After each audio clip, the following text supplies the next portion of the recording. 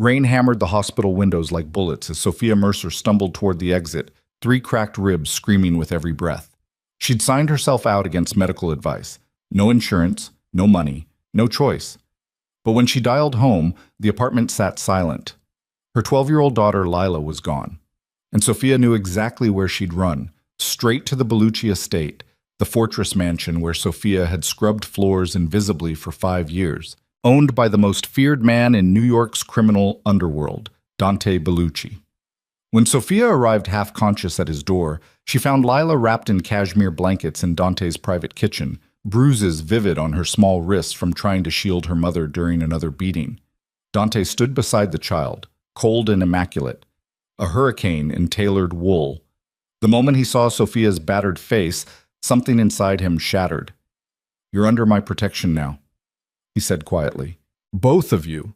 Like that, hit the like button, drop your city in the comments so I can see how far this story travels, and stay until the end because what happens next will break you." Aki. The fluorescent lights in the hospital hallway made Sophia Mercer's vision swim. Every step sent jagged pain through her rib cage, sharp enough to steal breath. The nurse at the discharge desk had looked at her like she was insane when Sophia refused to stay overnight for observation. 3 cracked ribs. Severe bruising across her back and shoulders. Possible concussion. The doctor's voice had been flat, professional, careful not to ask the questions everyone already knew the answers to. "You really shouldn't leave," the nurse said again, holding the clipboard like a shield. "Not in your condition." Sophia signed the form anyway. Her hand shook so badly the signature looked like a child's scrawl. "I need to get home." "Is someone picking you up?" "Yes," Sophia lied. Outside, the rain hit her like a wall. Cold, relentless. The kind of October storm that turned Manhattan streets into rivers. Sophia didn't have an umbrella, didn't have cab fare, didn't have anything except the clothes she'd been wearing when Travis Kane had put his fist through her ribs 6 hours earlier. She walked 4 blocks to the nearest subway station, each breath a fresh lesson in agony. Commuters stared. A woman in a business suit looked away quickly, guilt flickering across her face. Nobody helped. Nobody ever did. The train ride home took 23 minutes. Sophia counted every second, her phone pressed against her ear, listening to the apartment landline ring and ring and ring into empty air. Lila should have answered by now. Lila always answered. Panic tasted like copper in Sophia's mouth. She tried Lila's cell phone next, the cheap prepaid she'd bought her daughter last Christmas. It went straight to voicemail. Dead battery or turned off. Either way, silence. The train lurched. Sophia's ribs screamed. She bit down on her sleeve to keep from making noise. When she finally reached the apartment building in Washington Heights, the stairs felt like mountains. 5th floor walk-up, no elevator. By the 3rd landing, Sophia was crying from the pain, gripping the railing with both hands, pulling herself upward step by step. The apartment door was unlocked. That was the first wrong thing. Sophia always locked the door. Always. Even when she ran out to grab milk. Even when Travis was passed out drunk on the couch. Especially then. She pushed inside. Lila? Empty living room. Blankets still tangled on the couch where Sophia had been sleeping for the past 6 months, ever since she'd stopped sharing a bed with a man whose hands had turned into weapons. The kitchen was dark. Lila's bedroom door stood open. The bed was made. Lila never made her bed. Sophia's phone was still in her hand. She dialed Lila's number again, and this time she heard it, faint, muffled, coming from inside the closet. Sophia yanked the door open and found Lila's cell phone on the floor, screen cracked, battery dead. Beside it was a note written in Lila's careful handwriting on a torn piece of notebook paper. Mom, I went to Mr. Bellucci's house. I'm sorry. I had to. Love you. Sophia's legs gave out. She sat down hard on the edge of the bed, the note trembling in her hands, and for a moment the pain in her ribs was nothing compared to the terror clawing through her chest. The Bellucci estate. Dante Bellucci. Sophia had worked at that mansion for 5 years. Housekeeper. Invisible. The kind of employee who scrubbed toilets and polished silver and never made eye contact with the man who owned the place. She'd needed the job desperately after her late husband died, leaving her with a mountain of medical debt and a 6-year-old daughter to raise alone. The Bellucci household paid well, paid in cash, didn't ask questions. Everyone in the neighborhood knew what Dante Bellucci was. Crime lord, kingpin, the man who controlled half the underground economy in New York through fear and calculated brutality. People whispered his name like a curse, crossed the street when his motorcade passed. Sophia had seen enough during her years working in that house to know the whispers were true, and now her 12-year-old daughter had run straight to him. Sophia forced herself to stand. She had to move, had to think. The Bellucci estate was in Greenwich, Connecticut, an hour north by train, maybe more in this weather. She didn't have a car, didn't have cab money, didn't have... Her phone rang. Unknown number. Sophia answered, hand shaking. Hello? Ms. Mercer. The voice was male, calm, with the faint trace of an Italian accent. Not Dante, one of his men. Marco, maybe. The head of security. Your daughter is here. She's safe. Sophia's knees buckled again. She caught herself against the dresser. Is she hurt? No, but you need to come get her. I'm coming now. I don't have a car. A car is already waiting downstairs. The line went dead. Sophia looked out the window. 5 stories down, idling at the curb in the rain, was a black Mercedes sedan with tinted windows. The kind of car that cost more than Sophia had earned in her entire life. She grabbed her coat and ran. The driver didn't speak, didn't look at her, just opened the rear door, waited for Sophia to collapse into the leather seat, and pulled smoothly into traffic. The interior smelled like expensive cologne and something darker, gun oil, maybe. Sophia tried not to think about it. The drive took 53 minutes. Sophia watched the city lights blur past, her phone clutched in both hands, her ribs throbbing with every pothole. The driver took back roads through Westchester, avoiding highways, moving fast but careful. Professional. When they finally turned onto the private road leading to the Bellucci estate, Sophia felt her stomach twist. She'd walked this driveway 100 times, always through the service entrance, always before dawn. She'd never come through the front gates. The gates were massive, wrought iron, 12 feet tall, topped with security cameras. They opened silently as the Mercedes approached. Beyond them, the driveway curved through manicured gardens toward a mansion that looked like it belonged in a European postcard. Stone facade, marble columns, windows glowing warm against the rain. The car stopped at the front entrance. The driver got out, opened Sophia's door, and waited. Sophia climbed out, her body screaming in protest. The rain had slowed to a drizzle, cold and misty.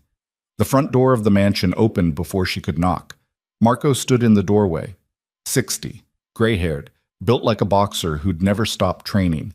He looked Sophia up and down, his expression carefully neutral. Ms. Mercer. Where's my daughter? Kitchen. Follow me. The inside of the mansion was exactly as Sophia remembered.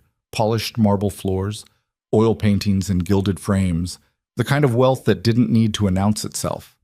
But walking through the front hall as a guest instead of an employee felt wrong. Disorienting.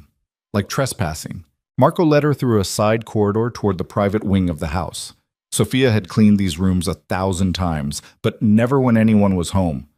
The kitchen was at the end of the hall, a massive chef's space with restaurant-grade appliances and a breakfast nook overlooking the gardens. Lila was sitting at the nook table, wrapped in a cashmere blanket that probably cost more than Sophia's rent. Her dark hair was damp, her face pale, her eyes red from crying. When she saw Sophia, she started to stand, then froze. Because Dante Bellucci was standing beside her. Sophia's breath caught. She'd seen Dante countless times over the years, always from a distance, always in passing. He was the kind of man you noticed without meaning to. Tall, broad-shouldered, with the kind of face that belonged on Roman statues. Dark hair going silver at the temples, sharp cheekbones, eyes the color of winter storms. But she'd never been this close to him before. Never been in the same room when he was actually looking at her. And the way he was looking at her now made Sophia's pulse stutter. His gaze moved over her face, her bruised jaw, the way she was holding her ribs, and something in his expression shifted, hardened. The temperature in the room seemed to drop 10 degrees. Miss Mercer, Dante said quietly. His voice was smooth, controlled, but there was steel underneath. Sit down before you fall down. Sophia didn't move. I need to take my daughter home. You need medical attention. I already went to the hospital. And they let you leave like this? Dante's eyes narrowed. Someone should be fired. I signed myself out. Sophia's voice cracked. She hated how weak she sounded. I just need to get Lila and go. Dante didn't respond. He looked at Marco instead. Get Dr. Reeves. Sir, now. Marco left without another word. Sophia tried again. Mr. Bellucci, I appreciate... Sit down. It wasn't a request. Dante pulled out a chair at the table, his movements precise, controlled. Waiting. Sophia sat. Her legs gave her no choice. Lila immediately grabbed her hand. Mom, I'm sorry. I'm so sorry. It's okay, baby. Sophia squeezed Lila's fingers, trying to keep her voice steady. It's okay. You're not in trouble. I didn't know what else to do. Lila's words came out in a rush, tears streaming down her face. Travis came home and he was so angry, and you weren't answering your phone, and I heard him breaking things, and I got scared, and I remembered you said Mr. Bellucci's house was safe, and... Breathe, Sophia whispered. Just breathe. But she was looking at Lila's wrists as she said it, at the bruises there, dark purple, finger-shaped. Sophia's vision went white at the edges. He grabbed you. Lila nodded, crying harder. I tried to stop him from hurting you. I tried to pull him off, and he threw me against the wall and told me to get out, and I ran and I didn't know where else to go. Sophia couldn't breathe, couldn't think. The pain in her ribs was nothing compared to the rage tearing through her chest. Where is he now? Dante's voice cut through the air like a blade. Sophia looked up. Dante was staring at Lila's bruises, his jaw tight, his hands resting flat on the table like he was physically restraining himself from moving. I don't know, Sophia said. Probably passed out at the apartment. Name. What? His full name. Sophia hesitated. Every instinct screamed at her to lie, to deflect, to protect Travis the way she'd been protecting him for months, making excuses, hiding bruises, pretending everything was fine. But Lila was still crying, still holding her wrist like it hurt. Travis Kane, Sophia said. Dante pulled out his phone and stepped away from the table. He made a call, brief, clipped, too quiet for Sophia to hear. When he returned, his expression was unreadable. Dr. Reeves will be here in 10 minutes, Dante said. She'll examine both of you. That's not necessary. It wasn't a question. Sophia opened her mouth to argue, but Dante's gaze pinned her in place. Not cruel, not threatening, just absolute.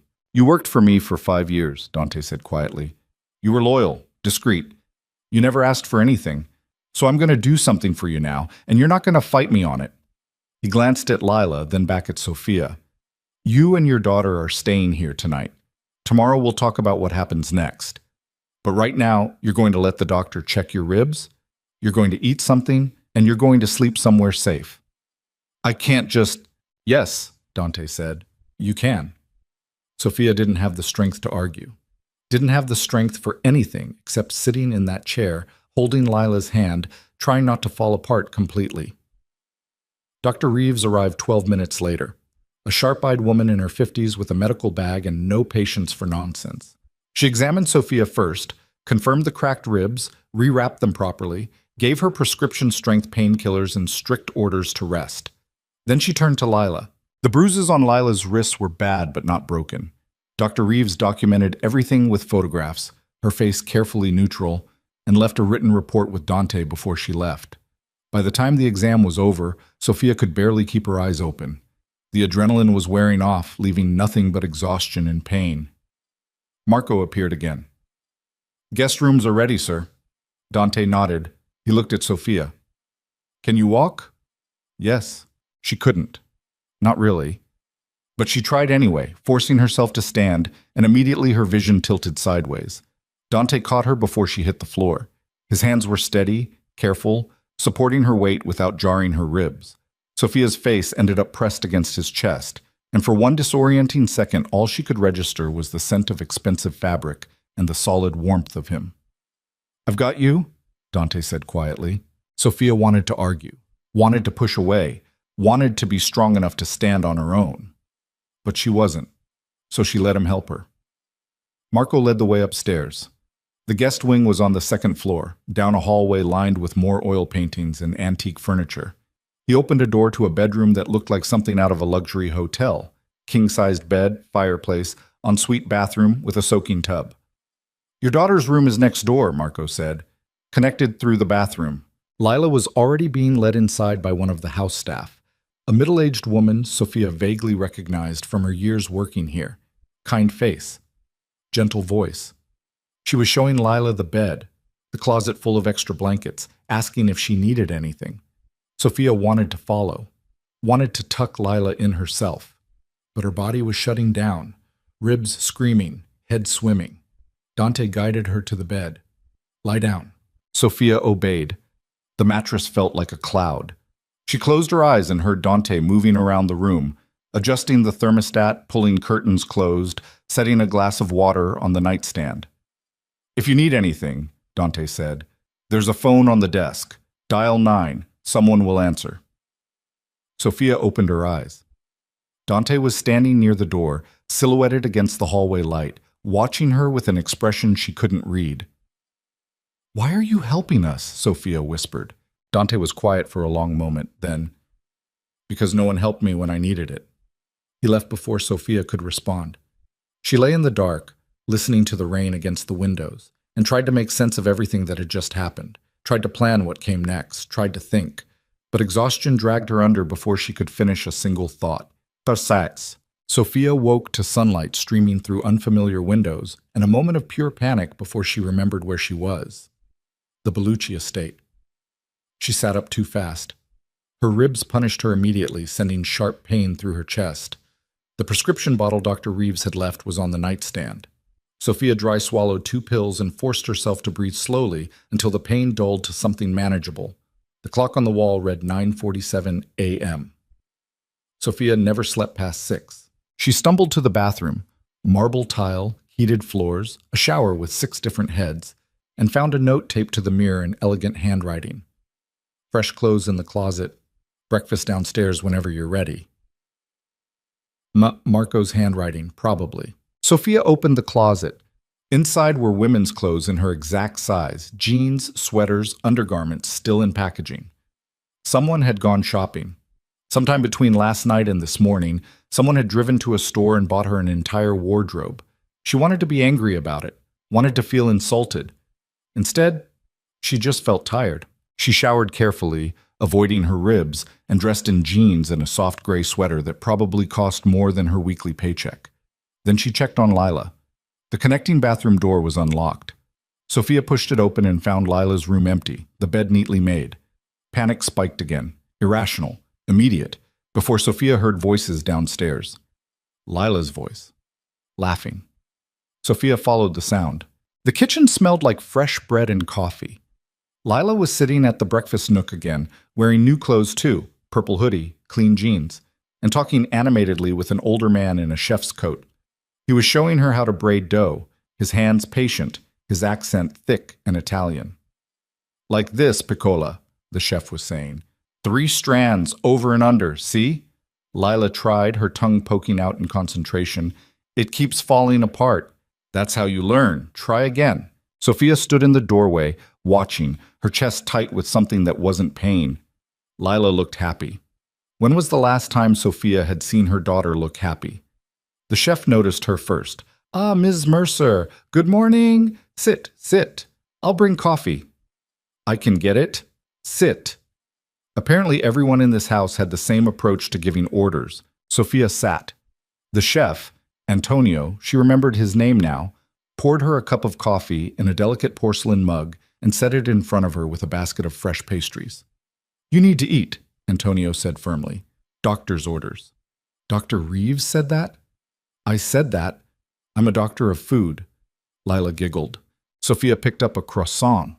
Still warm, flaky, and buttery, and better than anything she'd tasted in months. She ate it slowly, watching Lila work on her bread braid, and tried not to think about what happened next. Tried not to think about the apartment in Washington Heights. About Travis. About... "Good morning." Sophia turned. Dante stood in the kitchen doorway, dressed in charcoal slacks and a white dress shirt, looking like he'd already been awake for hours. Probably had been. Men like him didn't sleep late. "Morning," Sophia said carefully. Dante's gaze moved over her face, checking for what? Pain? Fear? Sophia didn't know. He looked at Lila next. How's the braid coming? Terrible, Lila admitted. She's lying, Antonio said. She's a natural. Dante almost smiled. Almost. Finish up. We need to talk. He meant Sophia. She knew that. She set down her coffee and stood, ignoring the way her ribs protested. Lila can stay with Antonio, Dante added, reading her mind. Sophia nodded. She followed Dante out of the kitchen, down another hallway, into a room she'd only ever seen from the outside. His private study. It was exactly what she'd expected. Dark wood paneling, floor-to-ceiling bookshelves, a massive desk that looked like it weighed 1,000 pounds, leather chairs, a fireplace with a portrait above it, some long-dead Bellucci ancestor glaring down at the room. Dante closed the door behind them. Sit, he said. Sophia sat. Dante didn't. He stood near the window, hands in his pockets, looking out at the gardens, silent for a long moment. Then, Travis Kane has a record, 2 prior domestic violence arrests, both charges dropped because the victims refused to testify. He's been fired from 4 jobs in the past 3 years. He owes $63,000 to 3 separate loan sharks, all with interest compounding daily. Sophia's stomach dropped. How do you... I had someone look into him last night. Dante turned to face her. He's dangerous, unstable, and the men he owes money to are getting impatient. That's not my problem anymore. It is if he comes after you to solve it. Sophia wanted to argue, wanted to say Travis wouldn't do that, but she couldn't, because he would. He'd already hit her for money, already screamed at her for not having enough. Already, I can protect you, Dante said quietly. I don't need protection. Your daughter's bruises say otherwise. Sophia flinched. Dante crossed the room and crouched in front of her chair so they were eye level. Up close, his eyes were gray-green, sharp and unrelenting. Listen to me, Dante said. You can go back to that apartment and hope Travis doesn't kill you the next time he gets drunk. Or you can stay here until we figure out a permanent solution. I can't just... Yes, you can. Dante's voice was firm. You worked for me for 5 years. You were loyal, discreet. You never asked for anything. Let me return the favor. This isn't a favor, Sophia said. This is... what? Sophia didn't know how to finish that sentence. Didn't know what this was. Charity? Pity? Something worse? Dante stood, putting distance between them again. I'm not a good man, Miss Mercer. I've done things that would make you run screaming if you knew the details. But I don't hurt women, I don't hurt children, and I don't let other men do it either. So what happens now? Now you and Lila stay here while I handle Travis Kane. Handle him how? Dante smiled, and it wasn't kind. You don't want to know. Sophia should have been terrified, should have grabbed Lila and run, but instead she heard herself saying, make sure he can never hurt us again. The words came out before she could stop them, raw, desperate. Dante's expression shifted. Something flickered in his eyes, recognition, maybe, understanding. Done, he said, just like that. One word. And Sophia knew with absolute certainty that Travis Kane's life had just ended. Not literally, probably, but close enough. Dante walked to his desk and picked up a phone. He made a call, brief, coded, impossible to follow. When he hung up, he looked at Sophia again. You'll have a security detail. Marco will coordinate. You and Lila can move freely around the estate, but don't leave the grounds without letting someone know. For how long? As long as it takes. Sophia wanted to ask more questions, wanted to demand details, but exhaustion was creeping back in, and her ribs hurt. And Lila was safe in the kitchen braiding bread dough, and for the first time in months, Sophia could breathe without waiting for the next disaster. Okay, she whispered. Dante nodded. Go rest. We'll talk more later. Sophia stood and walked to the door. She paused with her hand on the handle. Mr. Bellucci? Dante. Sophia blinked. What? Call me Dante. You're not my employee anymore. Something in Sophia's chest cracked open. She didn't know what to do with that. Didn't know what to do with any of this. Thank you, she said finally. Dante looked at her for a long moment, then, don't thank me yet. Hi, kid. 3 days passed. Sophia and Lila settled into the estate like ghosts learning to haunt new rooms. The staff treated them with careful politeness. Not quite family, not quite guests, something in between. Marco checked on them twice a day. Dr. Reeves returned to re-examine Sophia's ribs. Antonio kept feeding Lila in the kitchen, teaching her to make pasta from scratch, bread, sauces, everything. And Dante watched from a distance. Sophia felt his presence even when she couldn't see him, felt his gaze tracking her across rooms, felt the weight of his attention like a physical thing. It should have been uncomfortable. It wasn't. On the fourth day, Sophia woke to voices in the hallway. She crept to the door and listened. Completely clean, Marco was saying. No debt, no record, no connection to you whatsoever. Good, Dante's voice. And the travel arrangements? Confirmed. One-way ticket to Seattle. Job lined up. Apartment deposit paid. He leaves tomorrow. Make sure he understands the terms. He does. He signed everything. Silence. Then Dante again. If he comes back, he won't. More silence. Sophia opened the door. Both men turned.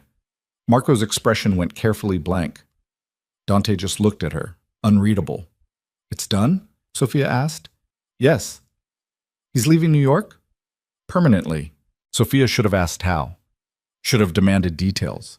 Should have cared that Dante had clearly used threats and money, and who knows what else to make a man disappear. But all she felt was relief so overwhelming it made her knees weak. Thank you, she whispered. Dante's jaw tightened. Don't. Thank you. He stared at her. Then, quietly, You're welcome. Marco cleared his throat. I'll go check the perimeter. He left quickly. Sophia and Dante stood alone in the hallway, the morning light slanting through tall windows, the house silent around them. What happens now? Sophia asked. That depends on you. On me? You're safe. Travis is gone. You can go back to your life. Dante paused. Or you can stay. Sophia's heart stuttered. Stay? Here, until you figure out what you want to do next. I'll help you find a new apartment, a better job, whatever you need. Why? Because I can. It wasn't an answer, not really, but the way Dante was looking at her, steady, patient, like he had all the time in the world, made Sophia think maybe it was the only answer that mattered. I'll think about it, she said. Dante nodded. Then he walked past her, close enough that Sophia caught the scent of his cologne, and disappeared down the stairs. Sophia stood in the hallway for a long time, staring at nothing, trying to understand what she was feeling, trying to understand why the idea of leaving this place felt impossible now. That night, Sophia found Dante in his study. She knocked, waited, heard his voice, "Come in," and pushed the door open. Dante was at his desk, surrounded by paperwork, a glass of whiskey at his elbow. He looked up when Sophia entered, surprise flickering across his face before he controlled it. Ms. Mercer. Sophia. Dante's mouth curved. Almost a smile. Sophia. She closed the door behind her and stood awkwardly near the bookshelves, trying to figure out how to say what she'd come here to say. I want to stay, Sophia said finally. For a while, if that's still okay. It is. But I want to work. I can't just... I need to do something. I'll go crazy sitting around. Dante leaned back in his chair. What do you want to do? I don't know. Something useful. You have a college degree? Sophia blinked. How do you know that? I read your employment file when I hired you 5 years ago. Oh, Sophia had forgotten about that. English literature. Fat lot of good it did me. You could teach. I don't have a teaching license. You could get one. Sophia laughed, bitter. With what money? Dante's expression didn't change. I'll pay for it. Sophia's breath caught. What? You want to work? Fine. Enroll in a certification program. I'll cover tuition. When you're licensed, I'll help you find a position. Until then, you can help Antonio in the kitchen if you want something to do with your hands. Sophia stared at him. Why would you do that? Because you're smart. Because you're wasted scrubbing floors. Because... Dante stopped. Something shifted in his expression. Because I want to. The air in the room felt charged. Electric. Sophia should have left, should have said thank you and walked away before this became something she couldn't control. Instead, she stayed. Okay, she whispered. Dante's eyes darkened. Okay. They looked at each other across the study, the fireplace crackling between them, and Sophia felt something dangerous begin to take root in her chest. Something that felt like hope, something that felt like desire, something that was going to destroy her if she wasn't careful. But she stayed anyway. The first week passed like a fever dream. Sophia enrolled in an online teaching certification program using the laptop Dante had someone deliver to her room, brand new, still in the box, with a note that said, "Only you'll need this." She spent mornings studying curriculum theory and pedagogy while Lila attended the private school on the estate grounds, a small academy Dante apparently funded for the children of his staff, though Sophia suspected most of those staff were actually the families of men who worked in less legal capacities. She didn't ask, didn't want to know. Afternoons, she helped Antonio in the kitchen, learned to make fresh pasta by hand, learned the difference between a sofrito and a battuto, learned that Antonio had worked for the Bellucci family for 37 years, and remembered when Dante was an angry teenager who broke his knuckles punching walls. He was feral back then, Antonio said one afternoon, rolling out dough with practiced efficiency. His father, Dio mio, that man was a monster, beat the boy bloody for every mistake, every perceived weakness. Sophia's hand stilled on the ravioli she was shaping. His father did that? Until Dante was old enough to fight back. Antonio's mouth pressed into a grim line. Then the old man had an accident, fell down the stairs, broke his neck. An accident. Antonio met her eyes. That's what the coroner said. Sophia looked down at the pasta dough, her stomach churning. She thought about Dante crouching in front of her chair, his voice steady and sure. I'm not a good man, Miss Mercer. I've done things that would make you run screaming if you knew the details. She should have been horrified. She wasn't, because she understood, in a way that made her chest ache, what it felt like to want someone dead, to imagine it, to crave it with such intensity that it stopped feeling like a sin and started feeling like survival. She'd thought it about Travis more times than she could count. Why are you telling me this? Sophia asked quietly. Antonio shrugged. Because you look at him like you're trying to figure out if he's dangerous. And the answer is yes. But not to you. How do you know? Because I've seen him kill men with his bare hands, and I've seen him sit on the floor playing cards with your daughter. Those are not the same person. With you two, Antonio paused, choosing his words carefully. He's trying to be someone different. Sophia didn't know what to do with that information.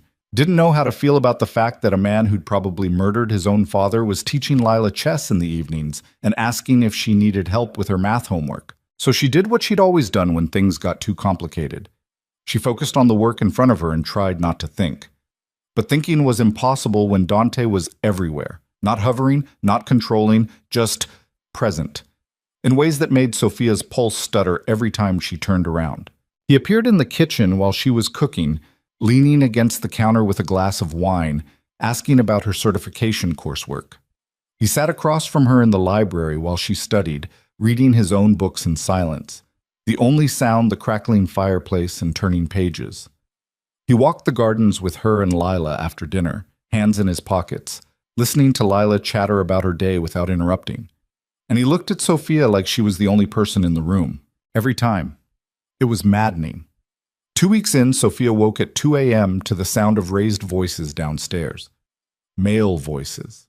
Angry. She pulled on her robe and crept to the top of the stairs, her ribs still tender but healing. The voices were coming from Dante's study. Cannot be serious right now. That was Marco, his calm veneer cracked. I'm completely serious. Dante's voice, cold, final. She's a civilian. She has a child. This is insanity. This is my decision. Your father would never, My father, Dante said, each word sharp as a blade, is dead. I'm not him. I will never be him. And if you can't accept that, there's the door. Silence. Then Marco, quieter. What are you doing, Dante? What I should have done years ago. Getting out. Getting out. Marco's laugh was harsh. You think it's that simple. You think you can just walk away from this life because you found some woman and her kid and suddenly grew a conscience. Watch your mouth. You know what the families will think? What Castellano will think. They'll see weakness. They'll come for you. Let them try. And what about her? What about the girl? You think they won't use them against you? Another long silence. Sophia's heart hammered against her ribs. Then Dante, so quiet Sophia almost didn't hear. That's why I need to move faster, clean up the dirty money, transition everything legitimate before anyone realizes what I'm doing. That'll take years. Then I'd better start now. Footsteps. Marco walking toward the door. Sophia pressed herself against the wall, but Marco didn't come upstairs. He went the other direction, toward the back of the house, muttering in Italian. Sophia stood in the dark hallway, her mind racing. Dante was trying to leave. Leave the violence. Leave the criminal empire. Leave everything he'd built. Because of her. Because of Lila. The realization hit her like cold water. Terrifying and thrilling and completely impossible. She should have gone back to bed. Should have pretended she hadn't heard anything. Instead, she walked downstairs and knocked on the study door. Come in. Dante was still at his desk, tie loosened, sleeves rolled up, looking exhausted in a way Sophia had never seen before. When he saw her, something in his expression shifted. Surprise, then something darker. You should be asleep, he said. I heard voices. Dante's jaw tightened. How much did you hear? Enough. He stood, poured himself a drink from the bar cart near the window. Didn't offer her one. Just drank in silence, staring out at the dark gardens. You're leaving, Sophia said. Not a question. Trying to. Because of us. Because of a lot of things. Dante turned to face her. But yes, you're part of it. That's insane. Probably. You can't just... People don't change like that, not overnight. I'm not changing overnight. I've been thinking about this for years. You just gave me a reason to finally do it. Sophia's hands were shaking. She clasped them together, trying to steady herself. What if it doesn't work? What if Marco's right, and people come after you? Then I'll handle it. That's not an answer. It's the only one I have. Dante set his glass down and crossed the room until he was standing directly in front of her, close enough that Sophia could feel the heat radiating off him. I know what I am, Sophia. I know what I've done. I'm not asking for forgiveness. I'm not pretending to be something I'm not. But I also know that if I keep living this life, I'll end up like my father, dead or alone or both. And I don't want that anymore. What do you want? The question hung between them. Dante's gaze dropped to her mouth, then back to her eyes. You really want to know? Sophia couldn't breathe, couldn't move. Yes. You. His voice was rough, raw. I want you, and Lila, and a life where I don't have to check my car for bombs every morning, where I can sleep without a gun under my pillow, where I can... He stopped, swallowed hard. Where I can be someone worth knowing.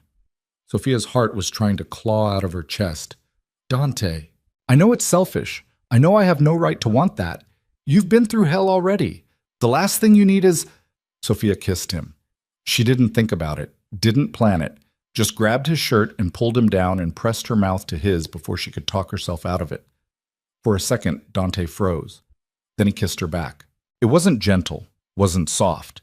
It was desperate and messy, and tasted like whiskey and years of wanting things they couldn't have. Dante's hands came up to frame her face, careful of her still healing ribs, and Sophia made a sound she didn't recognize, half sob, half gasp. When they finally broke apart, both breathing hard, Dante rested his forehead against hers. This is a terrible idea, he whispered. I know. You should run, take Lila and disappear and never look back. I know. So why aren't you? Sophia pulled back enough to meet his eyes. Because I'm tired of running, because Lila's happy here, because... Her voice cracked. Because when I look at you, I don't see a monster. I see someone who's trying, and maybe that's stupid. Maybe I'm fooling myself, but I don't care anymore. Dante's thumb brushed across her cheekbone. You're not fooling yourself. Then prove it. How? Keep trying, keep getting out, and let me help. Sophia, I'm not fragile, Dante. I'm not some damsel who needs protecting from the truth. I've lived through hell. I can handle whatever comes next, but I need you to stop treating me like I'm made of glass.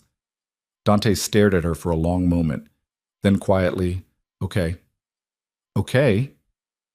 I'll stop protecting you from the truth, but you have to promise me something. What? If it gets too dangerous, if staying here puts you or Lila at risk, you leave. No arguments, no hesitation. You take her and go. Sophia wanted to argue, wanted to say she'd never leave, but the look in Dante's eyes stopped her. Okay, she whispered. Dante kissed her again, slower this time, and Sophia let herself sink into it. Let herself feel the warmth of his hands and the solid weight of him and the impossible hope blooming in her chest. When they finally pulled apart, Dante's expression was softer, almost vulnerable. Go back to bed, he said. Before I do something we'll both regret. Sophia smiled despite herself. Like what? Like ask you to stay. Would that be so bad? Yes, because you'd say yes, and then neither of us would sleep. Heat flooded Sophia's face. She stepped back, suddenly aware of how thin her nightgown was, how close they were standing, how easy it would be to... Good night, Dante, she said quickly. Good night, Sophia. She left before she could change her mind, but she felt his gaze on her back all the way to the stairs. The next 3 weeks were a study in controlled chaos. Dante began systematically dismantling the violent parts of his empire, selling off territory, renegotiating deals, redirecting money into legitimate businesses, construction, real estate, import-export companies that actually imported and exported legal goods. Sophia watched it happen from the edges, learning the shape of his world through overheard phone calls and late-night meetings with lawyers and accountants. She didn't understand all of it, didn't need to. But she understood enough to know that what Dante was attempting was dangerous. Men who left the criminal underworld rarely left breathing. Marco grew increasingly tense. Other members of Dante's inner circle, men Sophia vaguely recognized from her years working here, started showing up for hushed conversations that ended with slammed doors and raised voices. But Dante didn't back down. And slowly, impossibly, it started working. Territories were sold. Debts were paid. Agreements were reached. Dante's name stopped being synonymous with violence and started being associated with construction contracts and urban development projects. The transformation was surreal, and through it all, Sophia and Dante circled each other like planets caught in gravity. Never quite colliding, never quite pulling apart. They talked for hours in the study. About books, about music, about the future. Dante told her about growing up in his father's shadow, learning to survive through brutality because kindness was punished as weakness. Sophia told him about losing her husband to cancer, about the crushing weight of medical debt, about meeting Travis during her most desperate moment and mistaking his attention for love. I thought he was saving me, Sophia admitted one night, curled in the leather chair across from Dante's desk, while rain hammered the windows. I was so alone, so scared, and he seemed stable, safe. When did you realize he wasn't? The first time he hit me, I told myself it was an accident. The second time, I told myself he was stressed. By the third time, I'd stopped making excuses. Sophia's voice broke. I didn't know how to leave. I had no money, no family, nowhere to go. And Lila, I couldn't put her through more instability.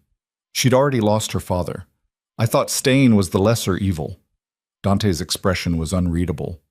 And now? Now I know there's no such thing as a lesser evil when it comes to violence. There's only survival. And sometimes survival means burning everything down and starting over. Is that what you're doing? Starting over? Sophia met his eyes. I'm trying. So am I. The air between them felt electric. Dante, don't. His voice was rough. Don't say whatever you're about to say. Not yet. Not until I'm sure I can keep you safe. I don't need... Yes, you do. And so does Lila. And I can't... Dante stood abruptly, pacing to the window. There are still people who want me dead, Sophia. Rivals who see my transition as weakness. Men who think they can take what I built because I'm trying to legitimize it. Until I know they're handled, I can't... We can't. I understand, Sophia said quietly. But she didn't. Not really. Because every night she went to bed alone in the guest room, she felt the absence of him like a physical ache. Every morning she woke up thinking about his hands and his mouth and the way he looked at her like she was something precious. It was torture. But she waited. Because Dante was right. Lila's safety mattered more than anything else. Even this. Hachette. 4 weeks after arriving at the estate, Sophia was helping Lila with a science project at the kitchen table when Marco appeared in the doorway. His expression made Sophia's stomach drop. "Where's Dante?" Marco asked. "Meeting with his lawyers in the city. Why?" Marco's jaw tightened. "We have a problem." "What kind of problem?" "The kind where you and Lila need to pack a bag. Now." Sophia stood so fast her chair scraped against the floor. "What happened?" "Castellano's son is dead. Overdose. And Castellano thinks Dante had something to do with it." The name Castellano hit Sophia like a slap. She'd heard it before, muttered in hallways, whispered in tense phone calls. One of the old families. One of the ones Dante had been trying to distance himself from. "Did he?" Sophia asked. Marco's expression didn't change. "Does it matter? Castellano's looking for blood, and until we sort this out, you two are targets." "Mom?" Lila's voice was small, scared. Sophia forced herself to breathe, to think. "Where are we going?" "Safe house upstate. Dante's already on his way back. We move in 10 minutes. 10 minutes? Now, Sophia." She grabbed Lila's hand and ran. They packed frantically. Clothes, toiletries, Lila's schoolwork. Marco waited in the hallway, phone pressed to his ear, speaking rapid Italian. Other men appeared. Guards Sophia recognized, all armed, all grim-faced. By the time they made it downstairs, 3 black SUVs were idling in the circular driveway. "Middle car," Marco said. "Stay low. Don't stop for anything." Sophia climbed in, pulling Lila close. The driver didn't speak, just pulled out fast, tires spitting gravel, while the other 2 vehicles flanked them like a protective wall. Lila was shaking. "What's happening?" "It's okay, baby. We're just being careful." "Is someone trying to hurt us?" Sophia couldn't lie. Not about this. "Maybe. But Mr. Bellucci's people won't let that happen." "Where is he?" "Coming to meet us." "Promise?" Sophia kissed her daughter's forehead. "Promise." The drive took 90 minutes. North through Westchester, then deeper into the woods until they reached a house that looked like a hunting lodge. Isolated, surrounded by trees, with enough security cameras to film a movie. Marco ushered them inside. The place was furnished but sterile. No personality. Just a place to hide. "Stay away from windows," Marco instructed. "Don't go outside. Dante will be here within the hour." Then he left, taking half the guards with him. Sophia locked the door and checked every room, making sure they were truly alone. Then she sat Lila down on the couch and tried to explain what was happening without terrifying her completely.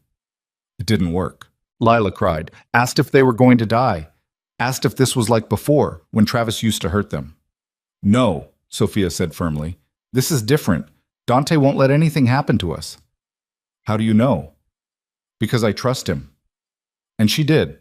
Completely. Irrationally, in a way that should have scared her, but instead felt like the first solid ground she'd stood on in years.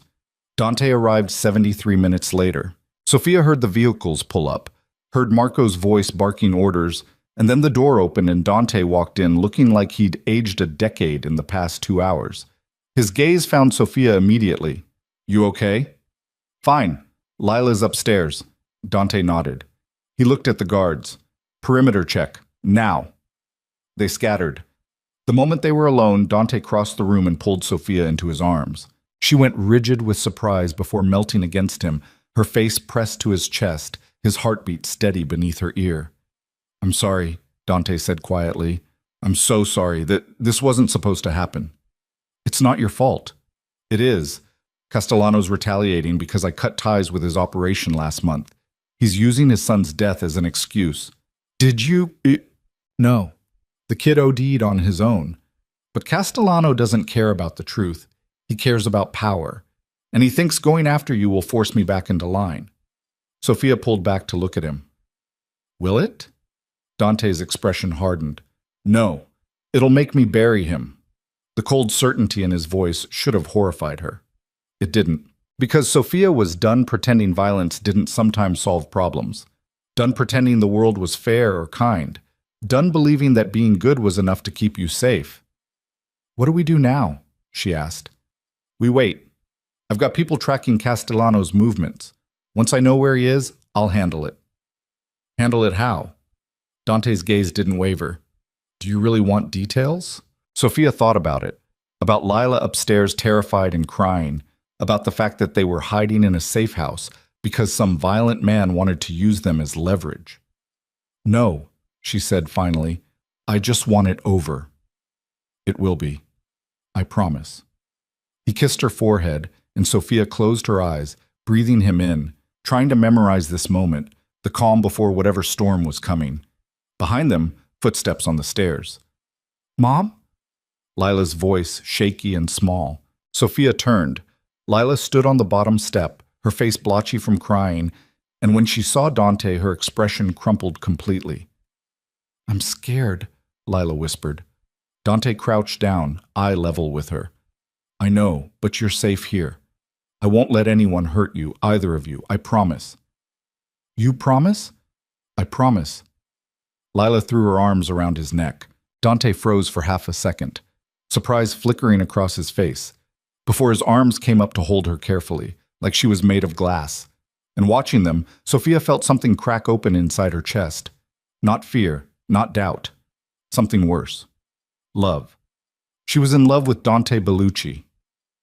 The realization hit her like a freight train. She was in love with the man who'd killed people, who still might kill people, who was trying to become something better, but might fail, who was dangerous and broken and entirely wrong for her in every measurable way.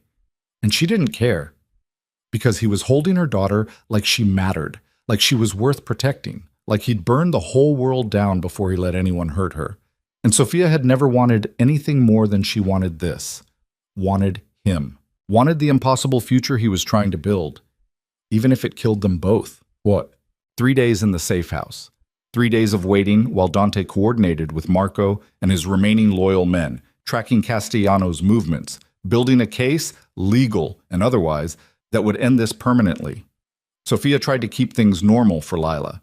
They did schoolwork, watched movies on the laptop, played cards. But the tension was suffocating. On the third night, after Lila finally fell asleep, Sophia found Dante on the back porch, smoking a cigarette he'd bummed off one of the guards. "I didn't know you smoked," Sophia said. "I don't. Quit 10 years ago." Dante took another drag, his expression distant. "Old habits." Sophia sat beside him on the porch steps. The forest stretched out around them, dark and endless. "Talk to me," she said. "About what?" "Whatever's making you look like that." Dante was quiet for a long time. Then, "Castellano's hiding, using his family's connections to stay off the grid. But he's getting sloppy, desperate. Marco thinks he'll make a move soon." "What kind of move?" "The violent kind." Sophia's stomach clenched. "Against you?" "Against anyone he thinks I care about." Dante's jaw tightened. "He doesn't know about you yet. Doesn't know about Lila, but he will. And when he does, you'll handle it." "What if I can't?" The question hung in the air. Sophia reached over and took the cigarette from his hand. She stubbed it out against the porch railing. "Then we handle it together." Dante looked at her, really looked at her. "You mean that?" "Yes. You'd stay, even knowing what's coming." "I already told you, I'm tired of running." "This isn't running. This is survival." "No." Sophia's voice was firm. "Survival is what I did with Travis, enduring, waiting for it to end. This is different. This is choosing to fight. You don't have to—" "I want to."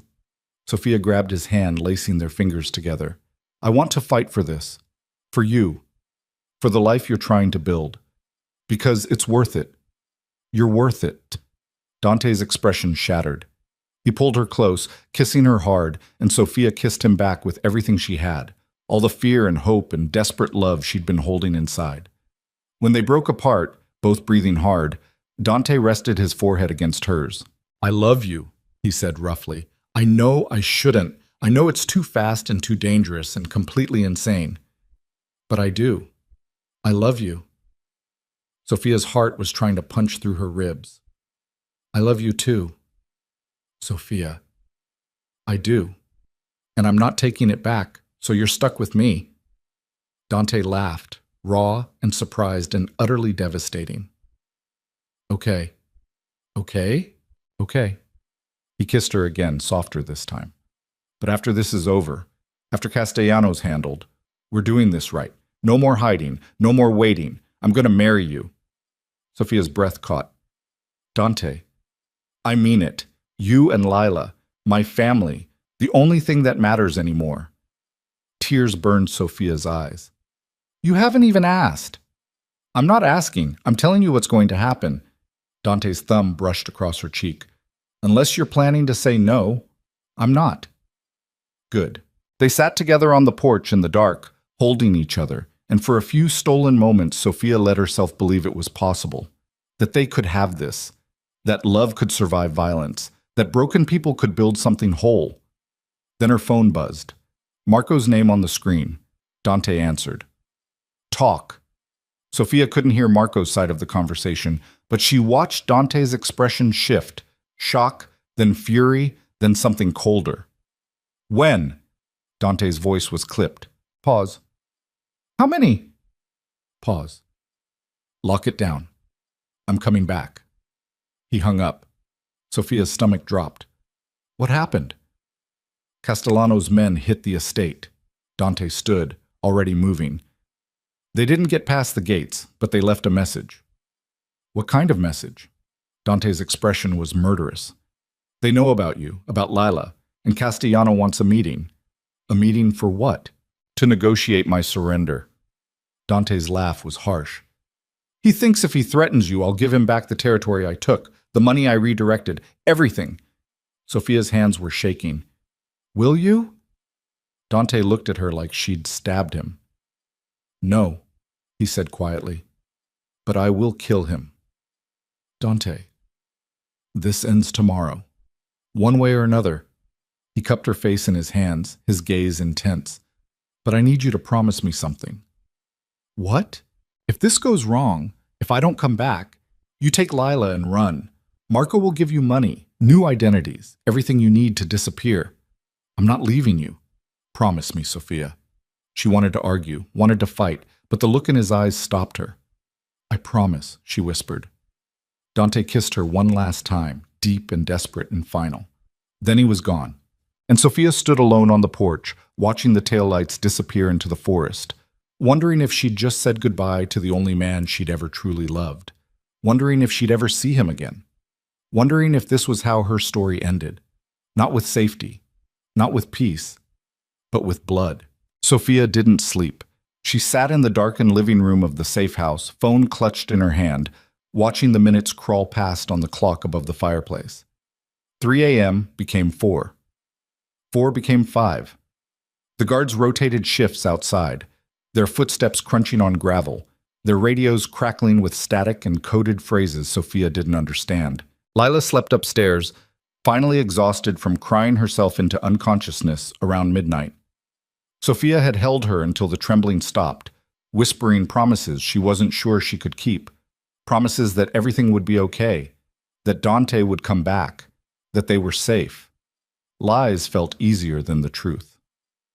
At 5:47 a.m., headlights cut through the windows. Sophia was on her feet instantly, heart hammering. She moved to the window, staying to the side like Marco had taught her, and watched 3 black SUVs pull into the driveway. The middle vehicle's door opened. Dante stepped out. Relief hit Sophia so hard her knees buckled. She grabbed the door frame to stay upright, watching as Dante spoke briefly with Marco, his expression unreadable even from a distance. He looked exhausted. His shirt was wrinkled, tie gone, and there was something dark on his sleeve that might have been blood. But he was alive. Sophia yanked the door open before she could stop herself. Dante's gaze snapped to her immediately. Something in his expression softened, just for a second, before he was moving, crossing the driveway in long strides. And then his hands were on her face, and he was kissing her like he'd thought he'd never get the chance again. Sophia kissed him back desperately, tasting exhaustion and fury and something metallic that made her stomach turn. When they broke apart, both breathing hard, Dante rested his forehead against hers. "It's done," he said roughly. "Castellano?" "Dead. His entire operation dismantled. The families have been notified. There won't be retaliation." Sophia pulled back to look at him. "You're sure?" "I'm sure." Dante's jaw tightened. "I made it very clear what happens to anyone who threatens you or Lila. Very clear." The cold certainty in his voice should have scared her. It didn't. "Come inside," Sophia whispered. "You look like you're about to fall over." Dante nodded.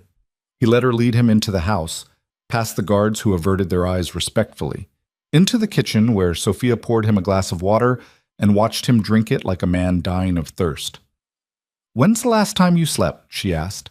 "What day is it?" "Dante." "I'm fine." "You're not." Sophia crossed her arms. "Sit down before you pass out." For a moment she thought he'd argue. Then he pulled out a chair and sat heavily, elbows on the table, head in his hands. Sophia moved behind him and placed her hands on his shoulders. She could feel the tension coiled in every muscle, tight as piano wire. Slowly, carefully, she started kneading the knots, working her thumbs into the rigid muscles of his neck. Dante made a sound that was almost a groan. "You're trying to kill me," he muttered. "I'm trying to help you relax." Same thing. Despite everything, Sophia smiled. She kept working, feeling the tension gradually ease under her hands, and after a few minutes, Dante's breathing deepened, steadied. "Tell me what happened," Sophia said quietly. "You don't want to know." "Yes, I do." Dante was silent for a long moment. Then, "Castellano was hiding in a warehouse in Red Hook. We cornered him there with 6 of his men. He tried to negotiate, said if I gave him back the territory and paid reparations for his son's death, he'd leave you alone." "What did you say?" "Nothing. I shot him in the head." Sophia's hands stilled. Dante continued, his voice flat and emotionless. "His men tried to retaliate. Marco's team handled it. By the time the police arrived, and they took their time arriving, the scene was clean, self-defense. Castellano had pulled a weapon. Witnesses confirmed it. Case closed."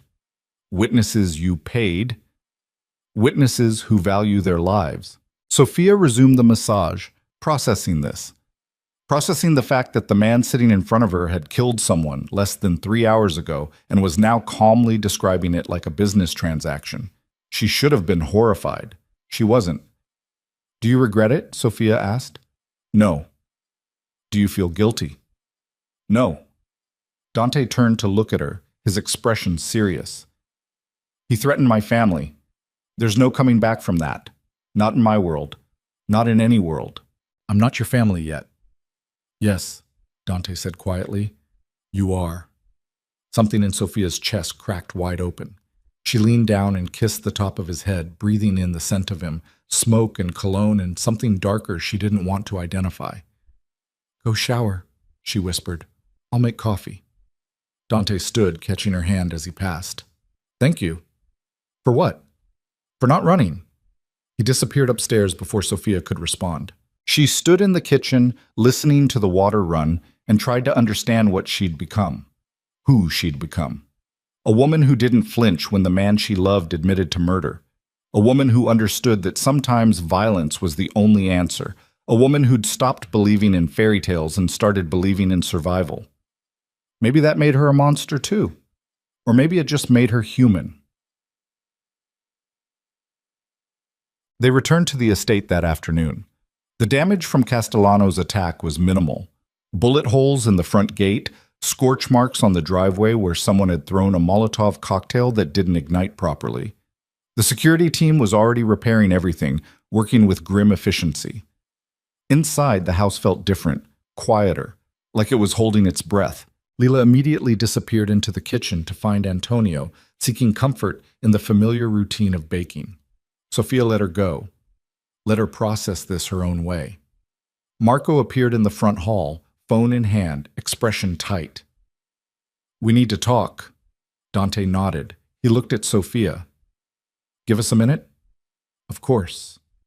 She went upstairs, but she didn't go far, just stood at the top of the landing, listening.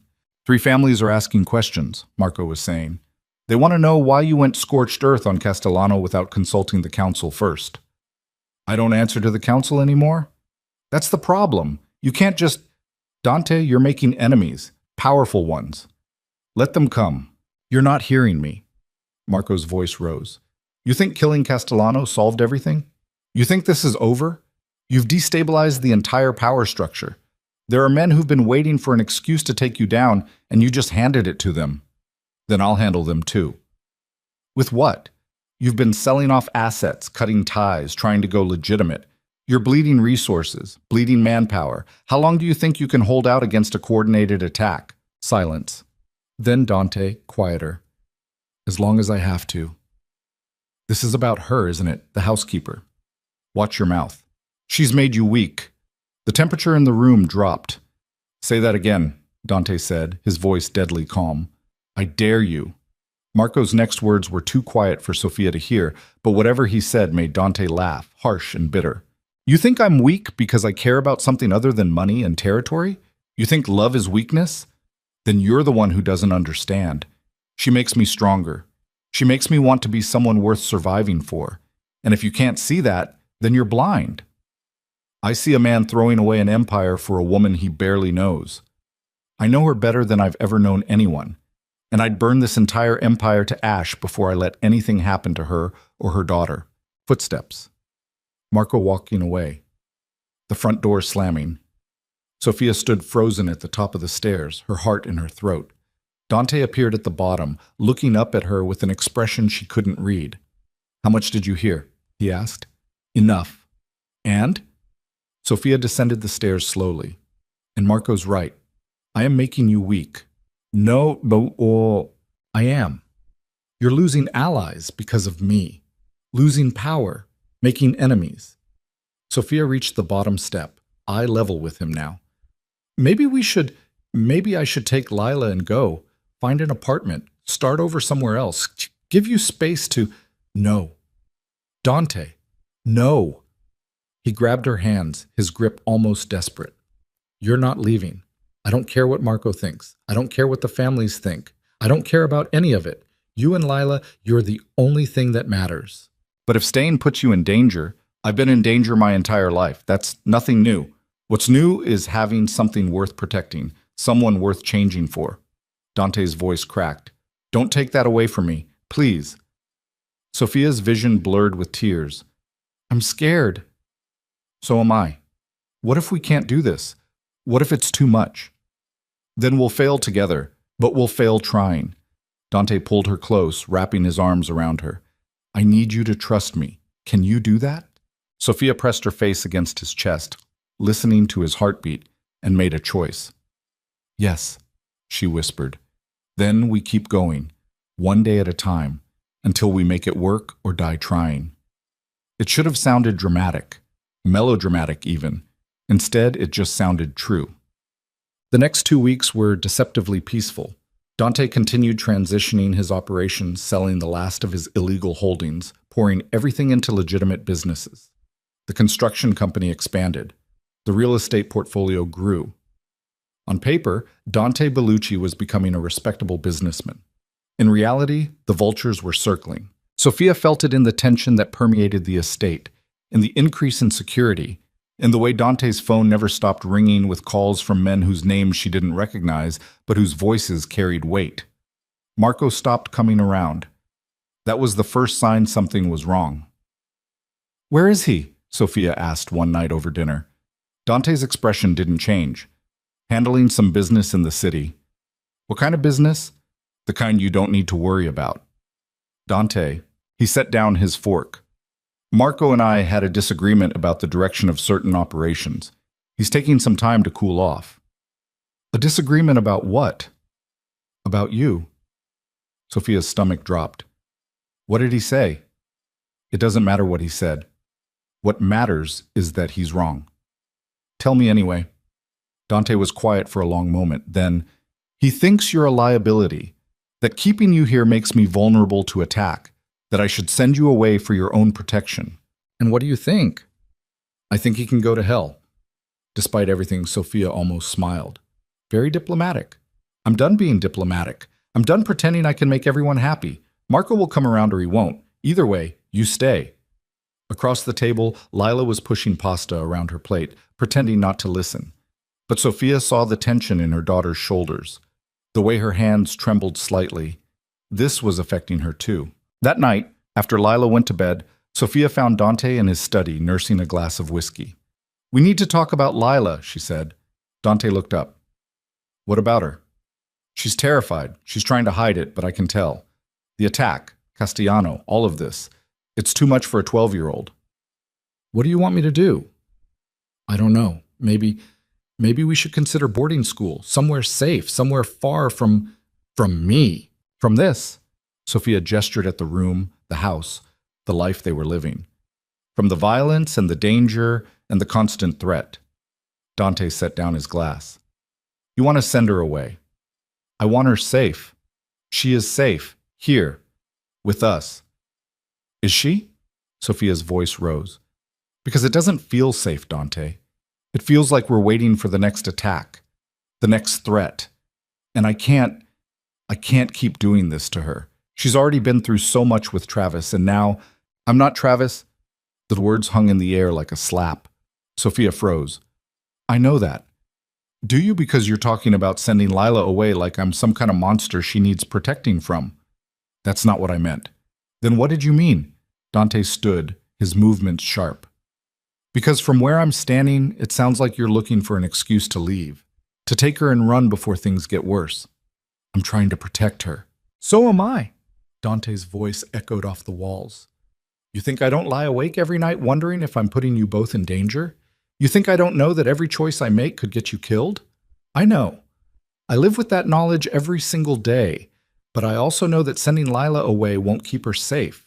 It'll just make her think she's not wanted." Sophia's breath caught.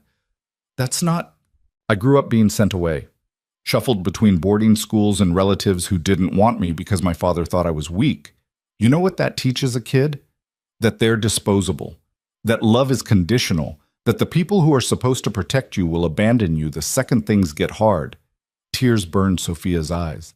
"Dante, Lila stays, you both stay, and I will do whatever it takes to keep you safe. But I can't." His voice cracked. "I can't lose you, either of you." Sophia crossed the room and wrapped her arms around him. Dante held her like she was the only thing keeping him upright, his face buried in her hair. "I'm sorry," Sophia whispered. "I'm sorry. I wasn't trying to. I'm just scared." "I know, so am I." They stood there in the dark study, holding each other, and Sophia tried to believe that love was enough, that they could survive this, that the violence circling them would eventually dissipate. But deep down, she knew better. Deep down, she knew the worst was still coming. It came 3 days later. Sophia was in the library helping Lila with algebra when Marco appeared in the doorway. He looked terrible, pale, disheveled, like he hadn't slept in days. "We need to talk," Marco said. "All of us." Something in his tone made Sophia's blood run cold. "What happened?" "Where's Dante?" "In a meeting with his accountants." "Marco, what? Get him, now, and bring Lila." "I'm not bringing my daughter into—" "She needs to hear this too." Sophia's hands were shaking as she called Dante's cell. He answered on the second ring. "What's wrong?" "Marco's here. He says we all need to talk. He looks— Dante, something's very wrong." "I'm coming." He was there in less than 2 minutes, striding into the library with murder in his eyes. "This better be important." Marco closed the door behind him, locked it. That was when Sophia knew. Whatever was coming was bad, very bad. Marco pulled a folder from his bag and dropped it on the table. "I've been doing some digging into Castellano's operation, into the attack on the estate, into why he targeted you specifically." "And?" Dante's voice was clipped. "And I found something you're not going to like." "Just say it." Marco opened the folder. Inside were photographs, documents, bank statements. He pushed one across the table. It was a wire transfer, dated 3 weeks before Castellano's attack, $50,000. From an account Sophia didn't recognize, to Castellano's personal holding company. "What is this?" Dante asked. Marco pushed another document forward. "This is the account information for the sender." Sophia's heart stopped, because she recognized the account number. It was hers. The one Dante had opened for her when she first agreed to stay. The one he'd deposited money into for her personal expenses. That's impossible, Sophia said. I wouldn't. I know. Marco's voice was grim. Someone used your account, routed money through it to make it look like you were paying Castellano. Paying him for what? Dante's voice was dangerous. Marco pulled out another photo. This one showed Sophia and Lila at a coffee shop in town, taken from a distance, dated 2 days before the attack. Castellano's men were following you, Marco said. They knew your routines, knew where Lila went to school, knew when you were most vulnerable. He paused. Someone gave them that information. The room tilted. Sophia grabbed the edge of the table. You think I was working with him? No. Marco's expression was careful. But someone wanted it to look that way. Someone set you up. Who? Dante's voice could have cut glass. Marco hesitated. Then he pulled out one final document. A phone log. Calls between Sophia's phone and a number registered to one of Castellano's associates. Dozens of calls, all within the past 2 months. I never made these calls, Sophia said, her voice shaking. This is insane. Someone's lying. Someone's trying to... She looked at Dante. His expression was unreadable. Dante, you have to believe me. I love you. I would never betray you. I know. Then why aren't you... Because someone went into a lot of trouble to make this look real. Dante's voice was ice. Someone with access to your accounts, your phone, your movements, someone close. Who? Dante looked at Marco. Pull the security footage, every camera, every angle. I want to know who accessed Sophia's accounts and when. Marco nodded and left quickly. Alone with Sophia and Lila, Dante's mask finally cracked. I believe you, he said quietly.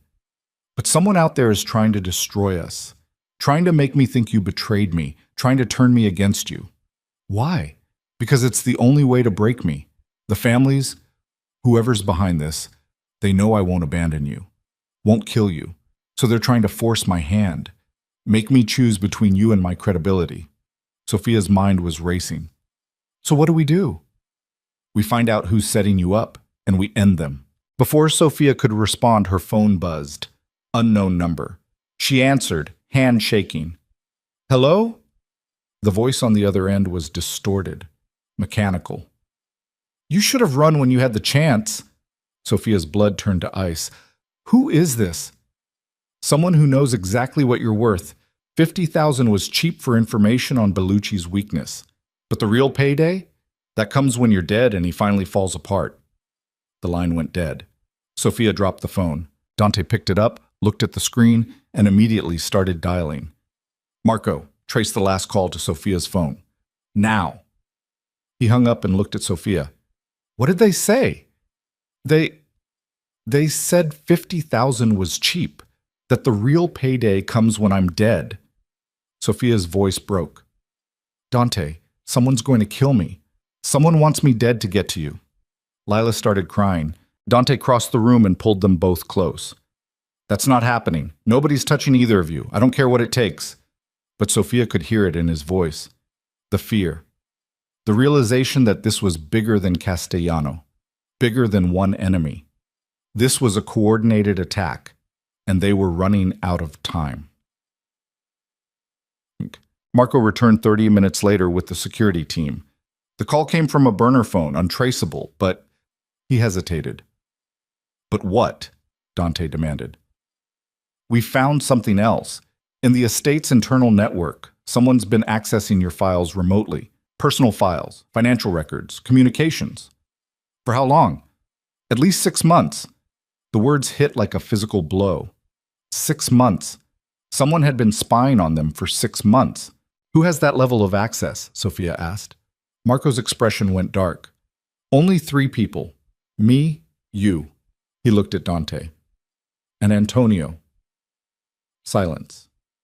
Then Dante very quietly. No.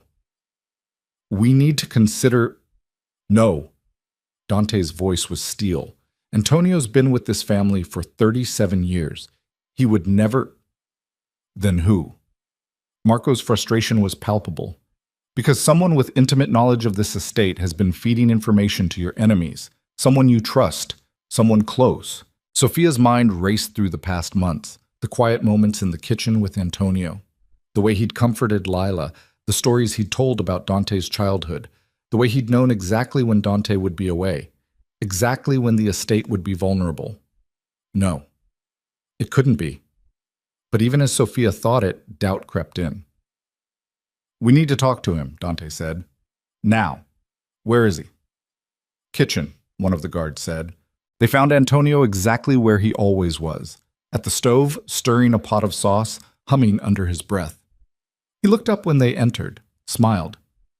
"Ah, dinner's almost ready. I made—" He stopped. Something in Dante's expression made the smile die. "What's wrong?" Antonio asked carefully.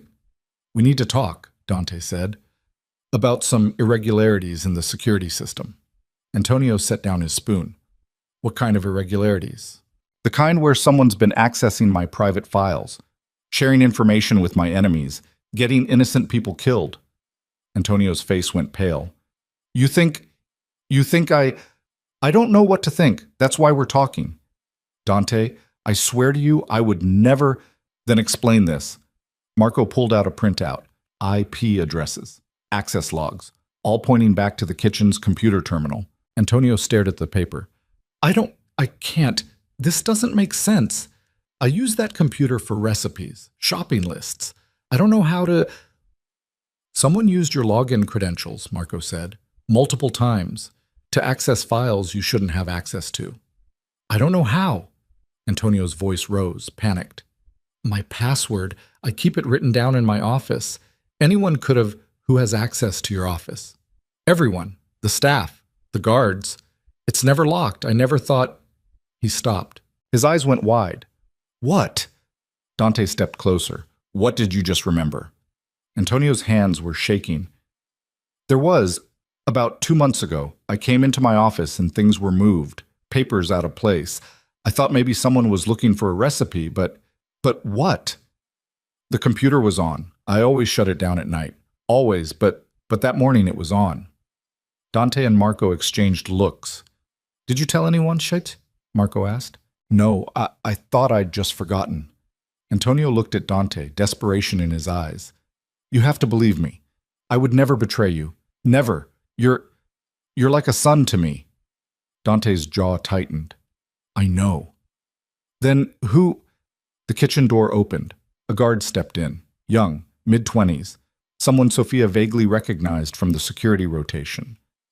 "Sir, I have the footage you requested." "From when?" 2 months ago, the night of the office incident." Dante took the tablet, pulled up the video. They all watched in silence as the timestamp rolled. 2:47 a.m. The kitchen was dark. Then a figure appeared, moving carefully through the shadows. The figure entered Antonio's office, sat down at the computer, started typing. Dante zoomed in. Sophia's breath caught, because the face on the screen was familiar. Very familiar. It was one of the housekeepers, a woman named Elise, mid-40s, quiet, efficient. Someone who'd worked at the estate for years. Someone Sophia had worked beside for years. "Elise," Sophia whispered. Dante was already moving. "Where is she?" "Her shift ended an hour ago," the guard said. "Find her, now. I want her in my office in the next 10 minutes, or I want to know why." The guard scattered. Dante turned to Antonio. "I'm sorry. I should have known. It's fine." But Antonio's hands were still shaking. "Just find out who's doing this." They didn't have to wait long. 5 minutes later, the guards returned, empty-handed. "She's gone," Marco said. "Apartment's cleared out. No forwarding address, no phone. She's been gone for at least 12 hours. 12 hours before we discovered the breach," Dante said slowly. "She knew we were getting close. Someone warned her. Or she was smart enough to know when to run." Sophia's mind was spinning. "Elise worked here for years. What would she gain from—" Marco pulled out his phone, started typing. His expression went dark. "What?" Dante demanded. "Elise Moreau. Not her real name. Real name is Elise Castellano." The room went silent. "Castellano," Sophia repeated, "as in his niece." Marco's voice was grim. She's been here for 3 years, working, watching, reporting back.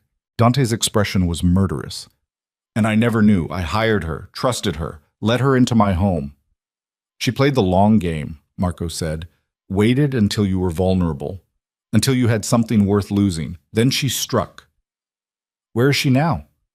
If I had to guess, with whoever's pulling the strings, whoever wants you destroyed. Sophia felt sick. 3 years. This woman had been in their lives for 3 years, pretending to be loyal, pretending to care, all while feeding information to people who wanted them dead. And Sophia had never suspected, never even questioned. We need to find her, Dante said, but now, before she... His phone rang. Unknown number. He answered. Put it on speaker. The same distorted voice from before. Still looking for answers, Bellucci? Let me save you some time. Elise isn't working alone. She's working for me. And I have everything I need to destroy you. Your finances, your operations, your secrets, every weakness you've ever had. Who are you? A laugh. Cold. Someone you should have killed when you had the chance. Then a different voice came on the line. Not distorted. Clear. Familiar. Hello, Dante. Sophia's blood turned to ice, because she recognized that voice. It was Travis Kane. Surprised? Travis said, and Sophia could hear the smile in his words. You thought sending me to Seattle would make me disappear. You thought I'd just take your money and start over and forget what you did. Dante's hand tightened on the phone. You signed the agreement. I signed under duress, doesn't count. But that's okay, because while you were busy playing house with my family, I was making new friends. Friends who hate you just as much as I do. Friends who want to see you bleed. If you touch them? Dante, I've been touching them for months. Watching Sophia smile at you. Watching Lila call you family. Watching you take everything I had and claim it as yours. Travis's voice turned vicious. But that ends now. Because I'm coming for what's mine, and when I'm done, you'll wish you'd killed me when you had the chance. The line went dead. Sophia couldn't breathe, couldn't think. Travis was alive. Travis was working with Dante's enemies. Travis was coming for them. And this time, there was nowhere left to run. The phone clattered to the floor. Sophia couldn't move, couldn't breathe. The sound of Travis's voice echoed in her skull like a gunshot, each word carving deeper into the fragile sense of safety she'd built over the past months. He was alive. He was coming. And he wasn't alone. Dante bent down, picked up the phone with movements so controlled they looked mechanical. His face had gone blank. Not calm, not peaceful, but emptied of everything except cold calculation. When he finally spoke, his voice could have frozen blood. Marco, full lockdown, now. Marco was already moving, barking orders into his radio. Within seconds, alarms began shrieking through the estate. Metal shutters slammed down over windows. Doors locked with heavy metallic thuds. Outside, Sophia could hear vehicles moving, guards taking positions, the organized chaos of a fortress preparing for siege. Lila grabbed Sophia's arm, her fingernails digging in hard enough to hurt. Mom, what's happening? Who was that? Sophia opened her mouth, but nothing came out. How did you tell your 12-year-old daughter that the monster from her nightmares had crawled back from the grave? Dante crouched in front of Lila, his hands steady on her shoulders. Listen to me very carefully. Some bad people are trying to hurt us, but I won't let that happen. Do you understand? Lila nodded, tears streaming down her face. Good. Now I need you to go with Marco. He's going to take you somewhere safe inside the house, somewhere nobody can reach you. I want to stay with Mom. You can't. Dante's voice was firm but not unkind. Your mom needs to help me stop these people, and I need to know you're protected so I can focus. Can you be brave for me? Lila looked at Sophia, desperate and terrified. Sophia forced herself to nod. Go with Marco, baby. I'll come find you as soon as this is over. I promise. Marco appeared, his expression grim. Safe room is ready. Dante stood, releasing Lila's shoulders. Take her. Now. Marco held out his hand. After a moment's hesitation, Lila took it. She looked back at Sophia once, her face crumpling, before Marco led her out of the kitchen and toward the secure wing of the house. The moment the door closed, Sophia's legs gave out. She caught herself against the counter, gasping, her vision swimming. The panic she'd been holding back crashed over her in waves. Travis was alive. Travis had been planning this for months. Travis had allied himself with people who wanted Dante dead, and he was using her, using Lila, as weapons. Strong hands gripped her shoulders. "Breathe," Dante said. "Look at me. Breathe." Sophia tried, failed, tried again. Her lungs felt like they were filled with broken glass. "He was supposed to be gone," she choked out. You said he was in Seattle. He lied. Or he came back. It doesn't matter." Dante's grip tightened. "What matters is stopping him before he gets near you." "How? He knows everything. He's been watching us, planning this. How do we... We fight." Dante's voice cut through her panic like a blade. "We fight and we win because the alternative is unacceptable." Sophia looked up at him. His face was still blank, still controlled, but his eyes were burning with something primal, something that looked like rage and fear twisted together until they were indistinguishable. "I can't lose you," he said quietly. "Either of you. I will burn this entire city to the ground before I let him take you back." "Dante?" The lights went out. Complete darkness. So sudden and absolute that Sophia gasped. Then emergency generators kicked in, bathing everything in dim red light. "They cut the main power," someone shouted from the hallway. "Multiple breach points at the perimeter fence." Dante's hand found Sophia's in the darkness. "Stay close to me. Don't let go." They moved through the house, Dante pulling her along corridors she barely recognized in the emergency lighting.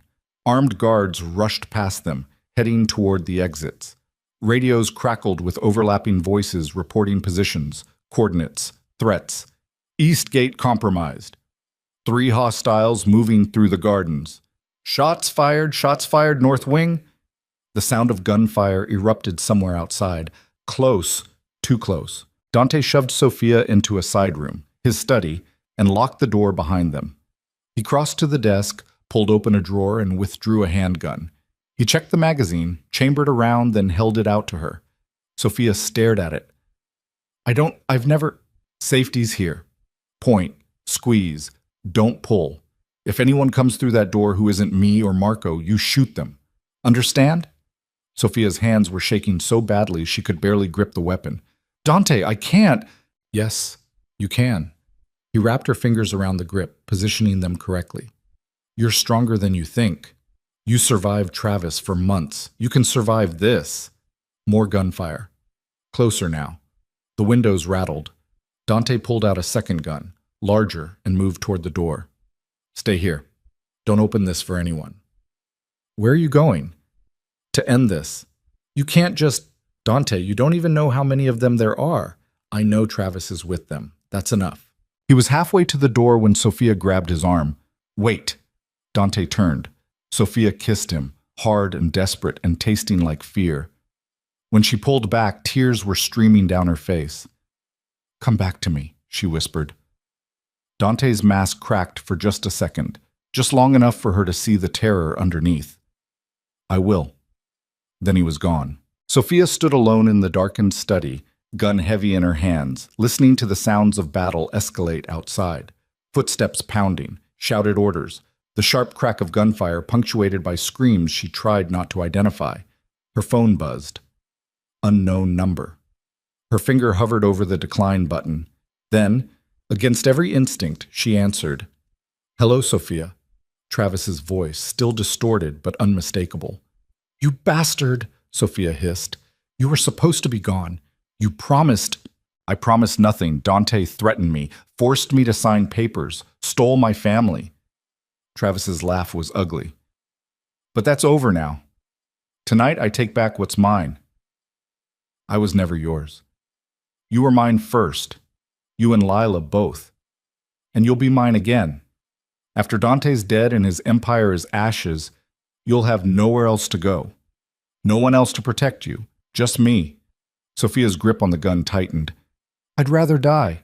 That can be arranged too. But Lila, sweet little Lila, she doesn't have to suffer. She can still have a father.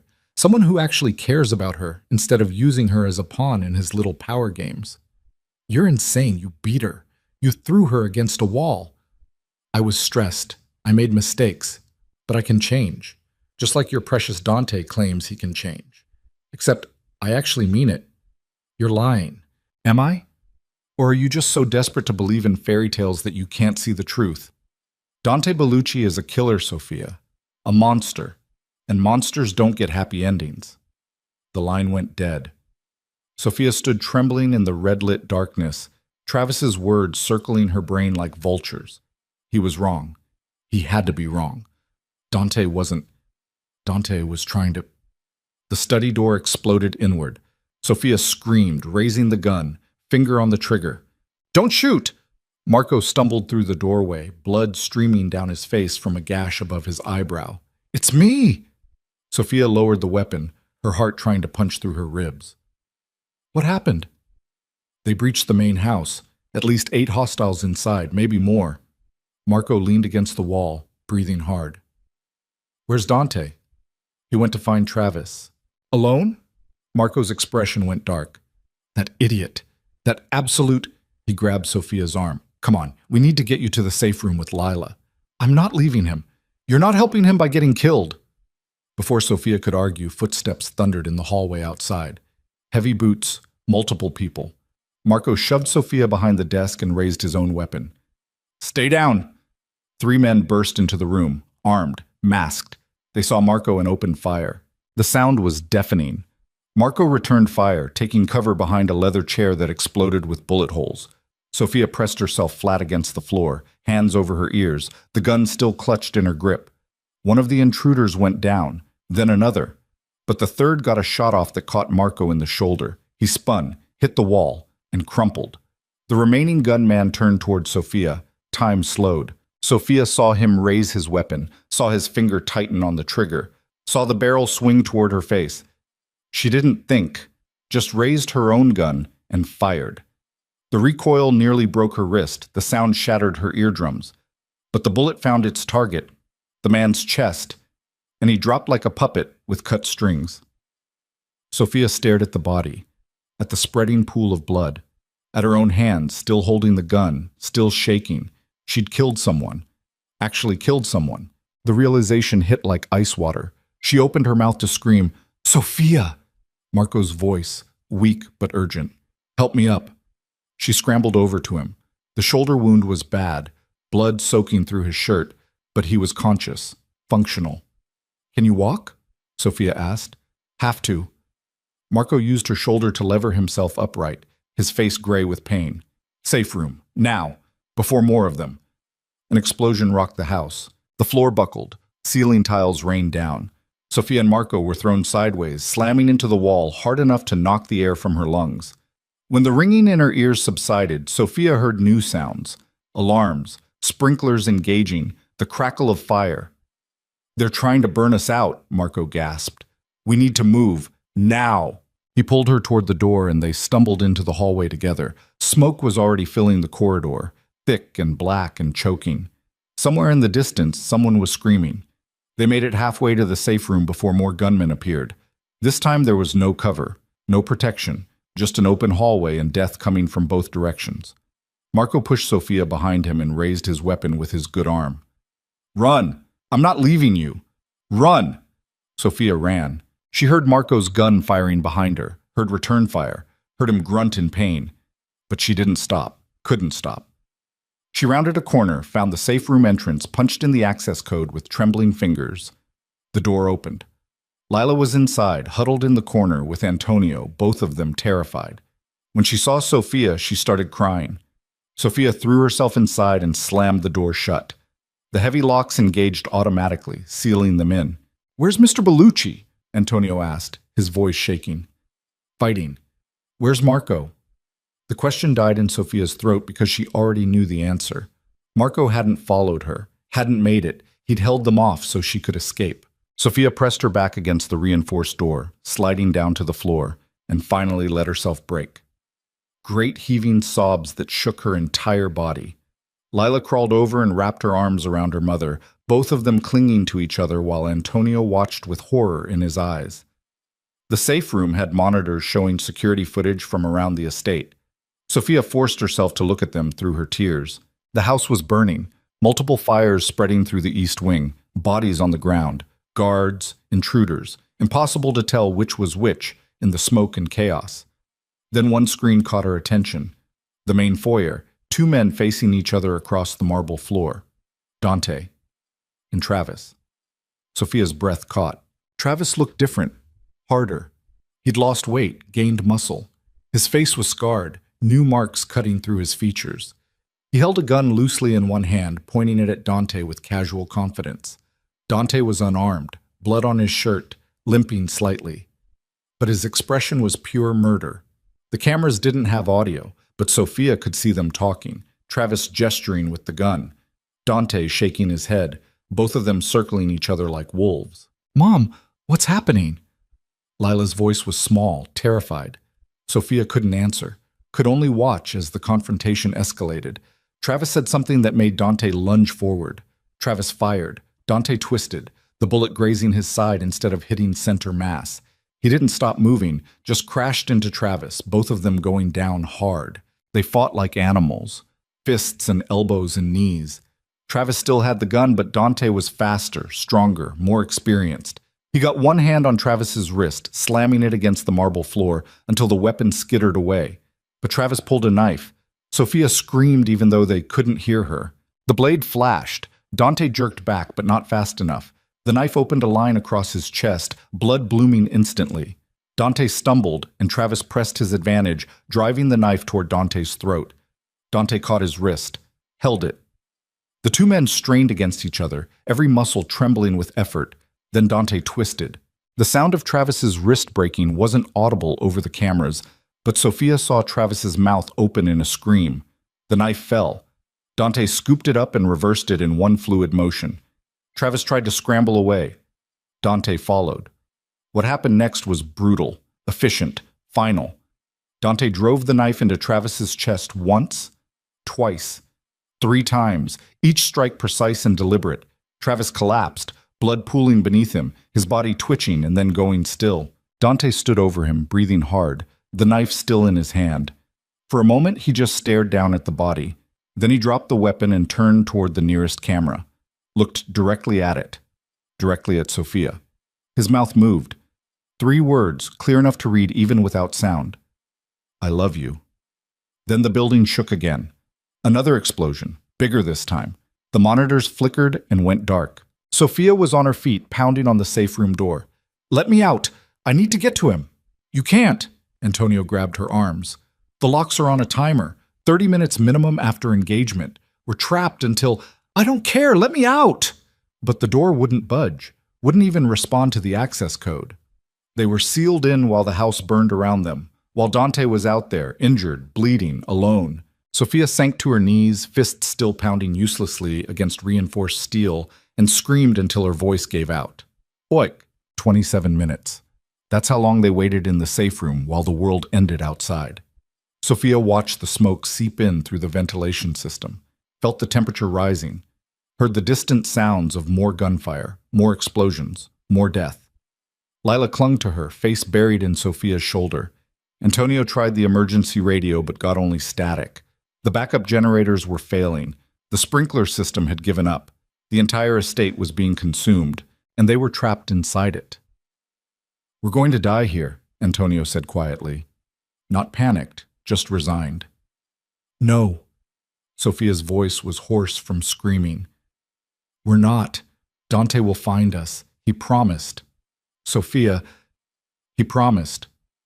The timer hit 0. The locks disengaged with a heavy clunk. Sophia grabbed Lila and yanked the door open. Smoke billowed in immediately, thick and choking. The hallway was barely visible through the haze. The emergency lights had failed completely. Only the glow of fire provided illumination. "Stay low," Sophia gasped. "Cover your mouth." They crawled through the corridor, Antonio leading because he knew the house better than anyone.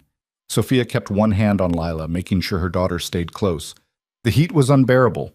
The smoke was worse. Every breath burned. They made it to the main staircase before the ceiling collapsed. Burning debris crashed down, blocking their path. Antonio cursed in Italian and redirected them toward the servants' stairs, narrower, steeper, but still intact. They descended into chaos. The ground floor was a war zone. Bodies everywhere, some in guard uniforms, some in tactical gear. all of them dead or dying. Sophia tried to shield Lila's eyes, but there was nowhere to look that wasn't horror. They found Dante in the kitchen. He was slumped against the counter, one hand pressed to his side where blood was seeping through his fingers. His face was gray with pain and blood loss, but he was alive. Sophia. His voice was barely a whisper. She ran to him, dropping to her knees, hands fluttering over his injuries, not knowing where to start.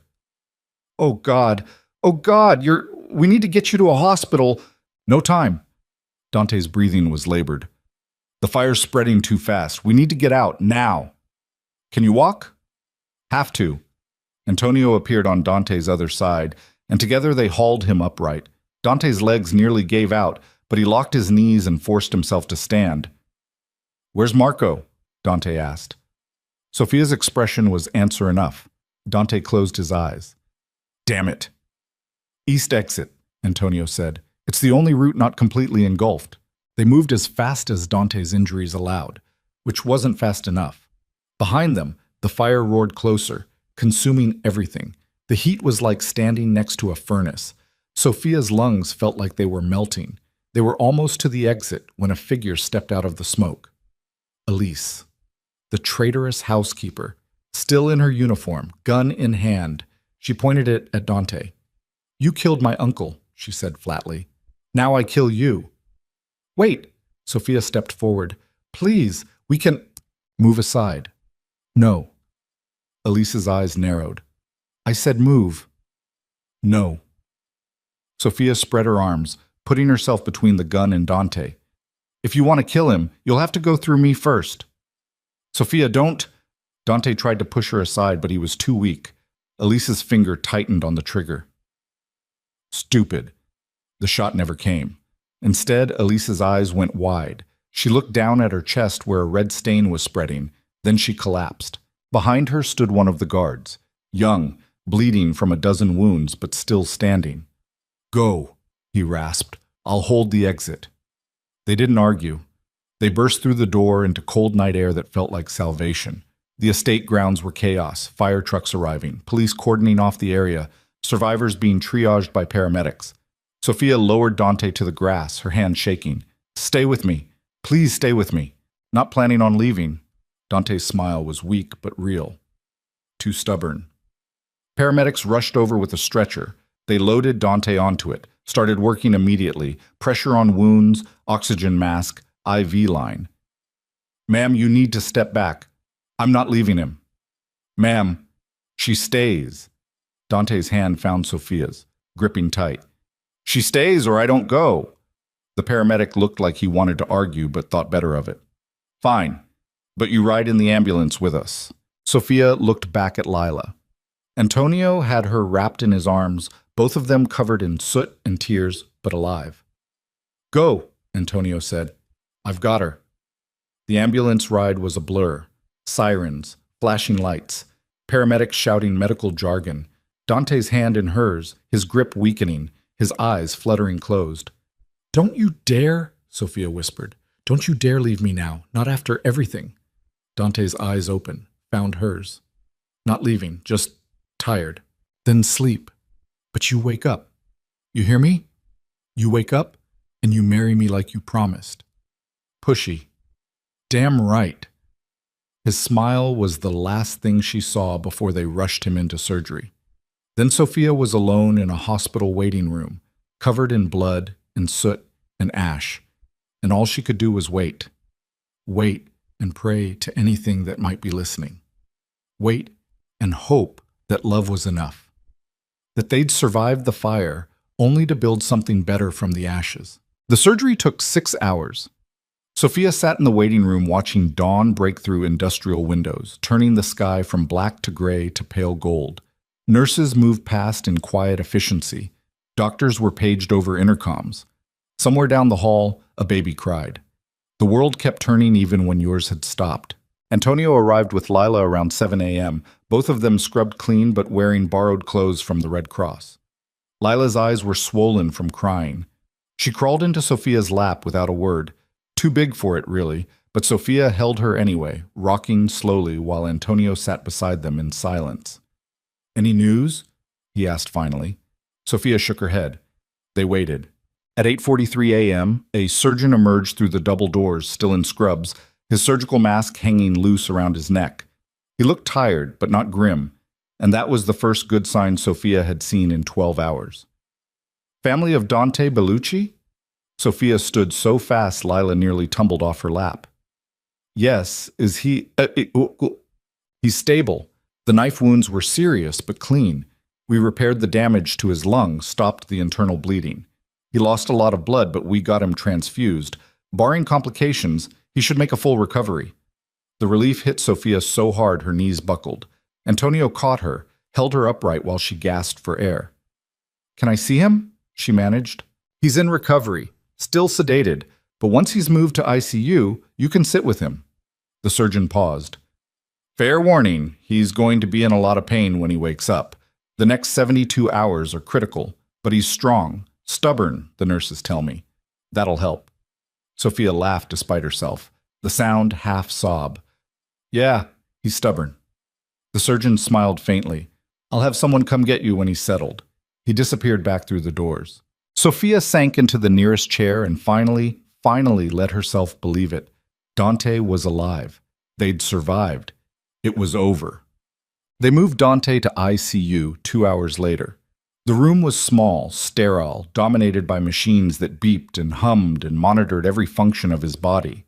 Dante lay motionless in the bed, his chest rising and falling with mechanical precision courtesy of the oxygen support. Tubes ran everywhere, IV lines, drainage tubes, monitors taped to his skin. He looked fragile in a way Sophia had never seen before. Vulnerable. Human. She pulled a chair close to the bed and took his hand carefully, mindful of the IV line. His skin was cool to the touch. She rubbed her thumb across his knuckles, feeling the familiar calluses, the old scars, and tried not to think about how close she'd come to losing this.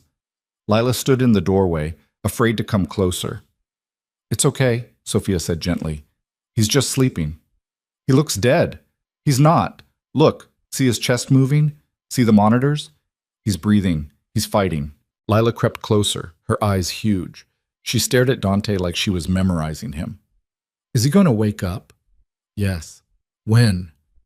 I don't know, baby. Soon. Lila reached out hesitantly and touched Dante's other hand, just her fingertips against his palm. Then she pulled back quickly, like she'd been burned. I want him to wake up, she whispered. So do I. Antonio appeared with coffee and stale hospital sandwiches that tasted like cardboard. Sophia forced herself to eat anyway because she couldn't remember the last time she'd had food. Her body felt hollow, disconnected. The hours crawled past. Nurses came and went, checking vitals, adjusting medications, speaking in low voices that Sophia couldn't quite hear. Police officers arrived asking questions about the attack, the fire, the bodies. Sophia answered mechanically, giving them facts without details, names without context. Yes, they'd been attacked. No, she didn't know why. Yes, her ex-boyfriend had been involved. No, she didn't know who else. The detectives looked skeptical, but didn't push. They'd found enough evidence at the estate to keep them busy for months. Weapons, bodies, financial records that probably implicated half the criminal underworld in New York. We'll need to speak with Mr. Bellucci when he's recovered, one detective said. He's wanted for questioning in several ongoing investigations. He's not going anywhere, Sophia said flatly. Come back when he can actually talk. They left. The sun set. Night fell. The hospital quieted. And still Dante slept. Sophia dozed in the chair, her head resting on the edge of his bed, hand still holding his. She dreamed of fire and blood, and Travis's face hovering over her. Woke gasping, heart pounding, before remembering where she was. Safe. They were safe. Around 3 a.m., Dante's fingers twitched against hers. Sophia's eyes flew open. Dante? His eyelids fluttered. His breathing changed, becoming less mechanical, more natural. The machines beeped faster. A nurse rushed in. He's waking up. Step back, please. Sophia didn't move. I'm staying. The nurse looked like she wanted to argue, but didn't. She checked the monitors, adjusted something on the IV, then nodded. Talk to him. Let him know where he is. Sophia leaned close. Dante, can you hear me? You're in the hospital. You're safe. Everything's okay. His eyes opened. For a moment, they were unfocused, confused, darting around the room like he was searching for threats. Then they found Sophia's face and locked on. Recognition. Relief. Love. He tried to speak, but the oxygen mask muffled everything. The nurse removed it carefully. Slowly, Mr. Bellucci. Your throat's going to be sore from the breathing tube. Dante swallowed hard, winced, and tried again. His voice came out as a rasp. Sophia. I'm here. Lila? Safe. She's with Antonio, sleeping in the waiting room. Dante's eyes closed briefly, like a prayer of gratitude. When they opened again, they were sharper, more focused. Travis? Dead. You killed him. Good. No hesitation, no remorse, just cold satisfaction. The estate? Burned. Most of it's gone. Marco? Sophia's expression was answer enough. Dante's jaw tightened. Pain flickered across his face, not physical this time. How many others? I don't know. A lot. The police are still... Did we win? The question stopped her. Did they win? They'd survived, but at what cost? Marco was dead. The estate was destroyed. Dante's empire was in shambles. They were alive but broken, scarred in ways that would never fully heal. Was that winning? Yes, Sophia said finally. We won. Dante studied her face for a long moment. Then, quietly, You're lying. No, You're a terrible liar, Sophia. Always have been. His hand squeezed hers weakly. But I appreciate the effort. Despite everything, Sophia smiled. You're an idiot for going after Travis alone. Probably. You could have died. But I didn't. You almost did. Almost doesn't count. Dante's thumb moved against her palm. Come here. Sophia leaned down, careful of the tubes and wires, until her face was inches from his. I meant what I said, Dante whispered. Before. About marrying you. Sophia's eyes burned. You just survived major surgery. Maybe we should talk about this when you're not on morphine. I'm serious. So am I. Ask me again when you can stand without falling over. Is that a yes? That's a we'll see. Dante almost smiled. Then his eyes drifted closed again, exhaustion pulling him under. Sophia stayed where she was, forehead resting against his shoulder, listening to him breathe. The machines beeped their steady rhythm. Outside the window, the city began waking up to another day. And for the first time in what felt like years, Sophia let herself believe in tomorrow. What? Dante remained in this hospital for 2 weeks. The first few days were critical, fighting off infection, managing pain, regaining strength. But he was stubborn, just like the surgeon said, and he healed faster than anyone expected. By day 5, he was sitting up and arguing with his doctors about discharge dates. By day 7, he was walking the halls with Sophia's support, gritting his teeth against the pain but refusing to stop. By day 10, the police had interviewed him 3 times, each session ending with more questions than answers. Dante admitted nothing, confirmed nothing, played the victim of a home invasion by unknown assailants. His lawyers, the ones who hadn't abandoned him after the estate fire, backed him up with enough legalese to make the detectives' heads spin. Without concrete evidence tying Dante directly to criminal activity, the police had nothing to charge him with. The case would remain open, but Dante would remain free. On day 12, Sophia found him standing at the window of his hospital room, staring out at the city skyline. He'd lost weight, his hospital gown hanging loose on his frame. The bandages wrapped around his chest were visible above the neckline. You should be in bed, Sophia said. I've been in bed for 12 days. I'm losing my mind. You're recovering from being stabbed multiple times. Details. But Dante turned away from the window. He moved carefully, still favoring his left side where the worst damage had been. Any word from the estate? Insurance adjusters were there yesterday. They're calling it a total loss. Dante nodded slowly. And my businesses? Antonio's been coordinating with your remaining staff. The legitimate operations are intact. The construction company, the real estate holdings, the import businesses, they're all still functioning. And the rest? There is no rest. It's gone. The family's carved up your territory before the ashes even cooled. You've been officially declared out of the game. Sophia watched his face carefully, trying to gauge his reaction. Dante just looked tired. Good. Good? I wanted out anyway. They just accelerated the timeline. He sat down on the edge of the bed, moving stiffly. What about you and Lila? Where are you staying? Hotel near here. Antonio got us a suite. It's fine. It's temporary. Everything's temporary right now. Dante was quiet for a long moment. Then, I need to tell you something. The seriousness in his tone made Sophia's stomach clench. What? The estate is gone. Most of my liquid assets were tied up in operations that no longer exist. I still have the legitimate businesses, but they're leveraged, mortgaged. It's going to take years to rebuild any kind of real wealth. He looked at her directly. I'm not rich anymore, Sophia. Not the way I was. I can't offer you the life I promised, the security, the... Stop. Dante stopped. Sophia crossed the room and sat beside him on the bed. Do you think I care about money? You should. You have Lila to think about. She deserves a mother who's not terrified every night, who doesn't jump at shadows, who can look at the man she loves without wondering if he's going to end up dead in an alley somewhere. Sophia took his hand. You gave us that. Not money, not mansions. Safety, real safety. For the first time in years, I can breathe without waiting for the next disaster. The disaster literally just happened.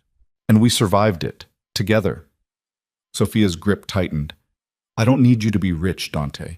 I just need you to be alive, to keep trying to be the man you want to become instead of the man you were raised to be. That's enough. Dante stared at her. You mean that? Yes. Even knowing what I've done, what I'm capable of, especially knowing that, Sophia's voice was steady, because you chose us over all of it. You burned your entire empire down to keep Lila and me safe. That's not something a monster does. It's exactly what a monster does. No. It's what a man does when he has something worth protecting. Sophia leaned closer. You're not your father, Dante. You're not Travis. You're not any of the men who hurt you or taught you that violence was the only answer. You're someone new, someone better. And I love that person. I love you. Dante's eyes were bright with something that might have been tears. I don't deserve you. Probably not.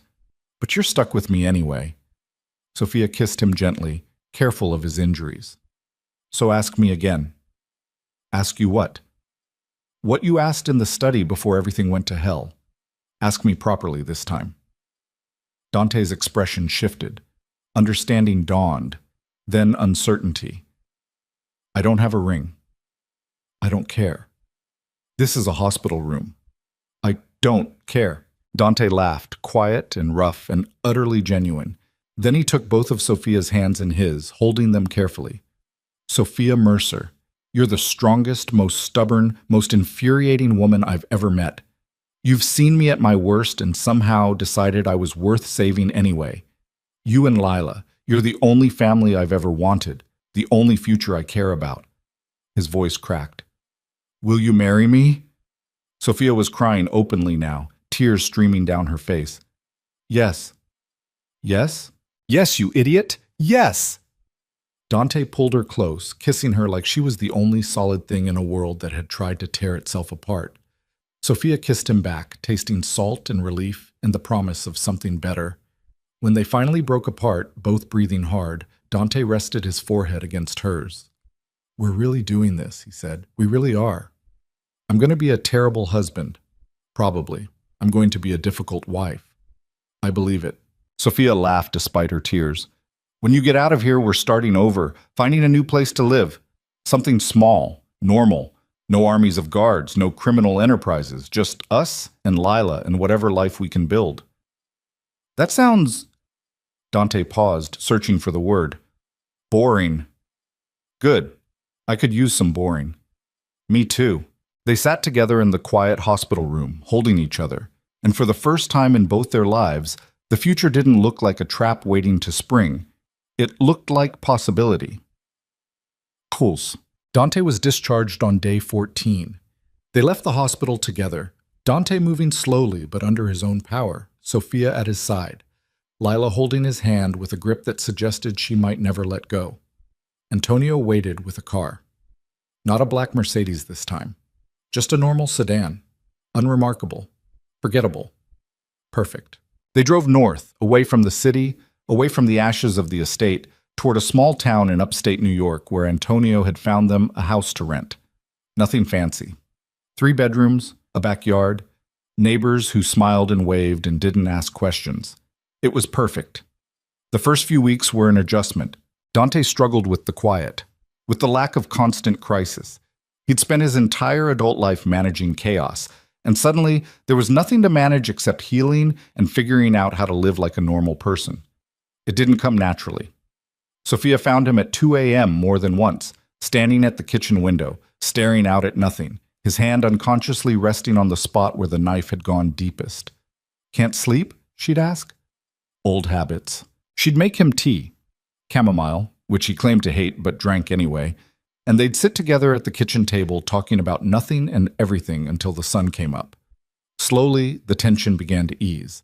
Dante started sleeping through the night, started smiling more, started teaching Lila to play chess with actual patience instead of the aggressive intensity he'd shown before. Sophia enrolled in the teaching certification program again, picking up where she'd left off. The coursework was demanding but manageable. She studied in the evenings while Dante helped Lila with her homework.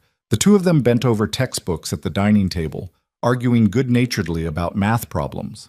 It was domestic, normal, everything Sophia had never thought she could have. Antonio visited weekly, bringing food and gossip from the city. The Bellucci construction company was thriving under new management. The real estate portfolio had been restructured. Dante's legitimate businesses were growing steadily, providing enough income to be comfortable, if not extravagant. "You're becoming respectable," Antonio teased one afternoon, watching Dante grill burgers in the backyard. "It's disturbing." "You'll get used to it." "I don't think I will." But Antonio was smiling. "It suits you, though, this life."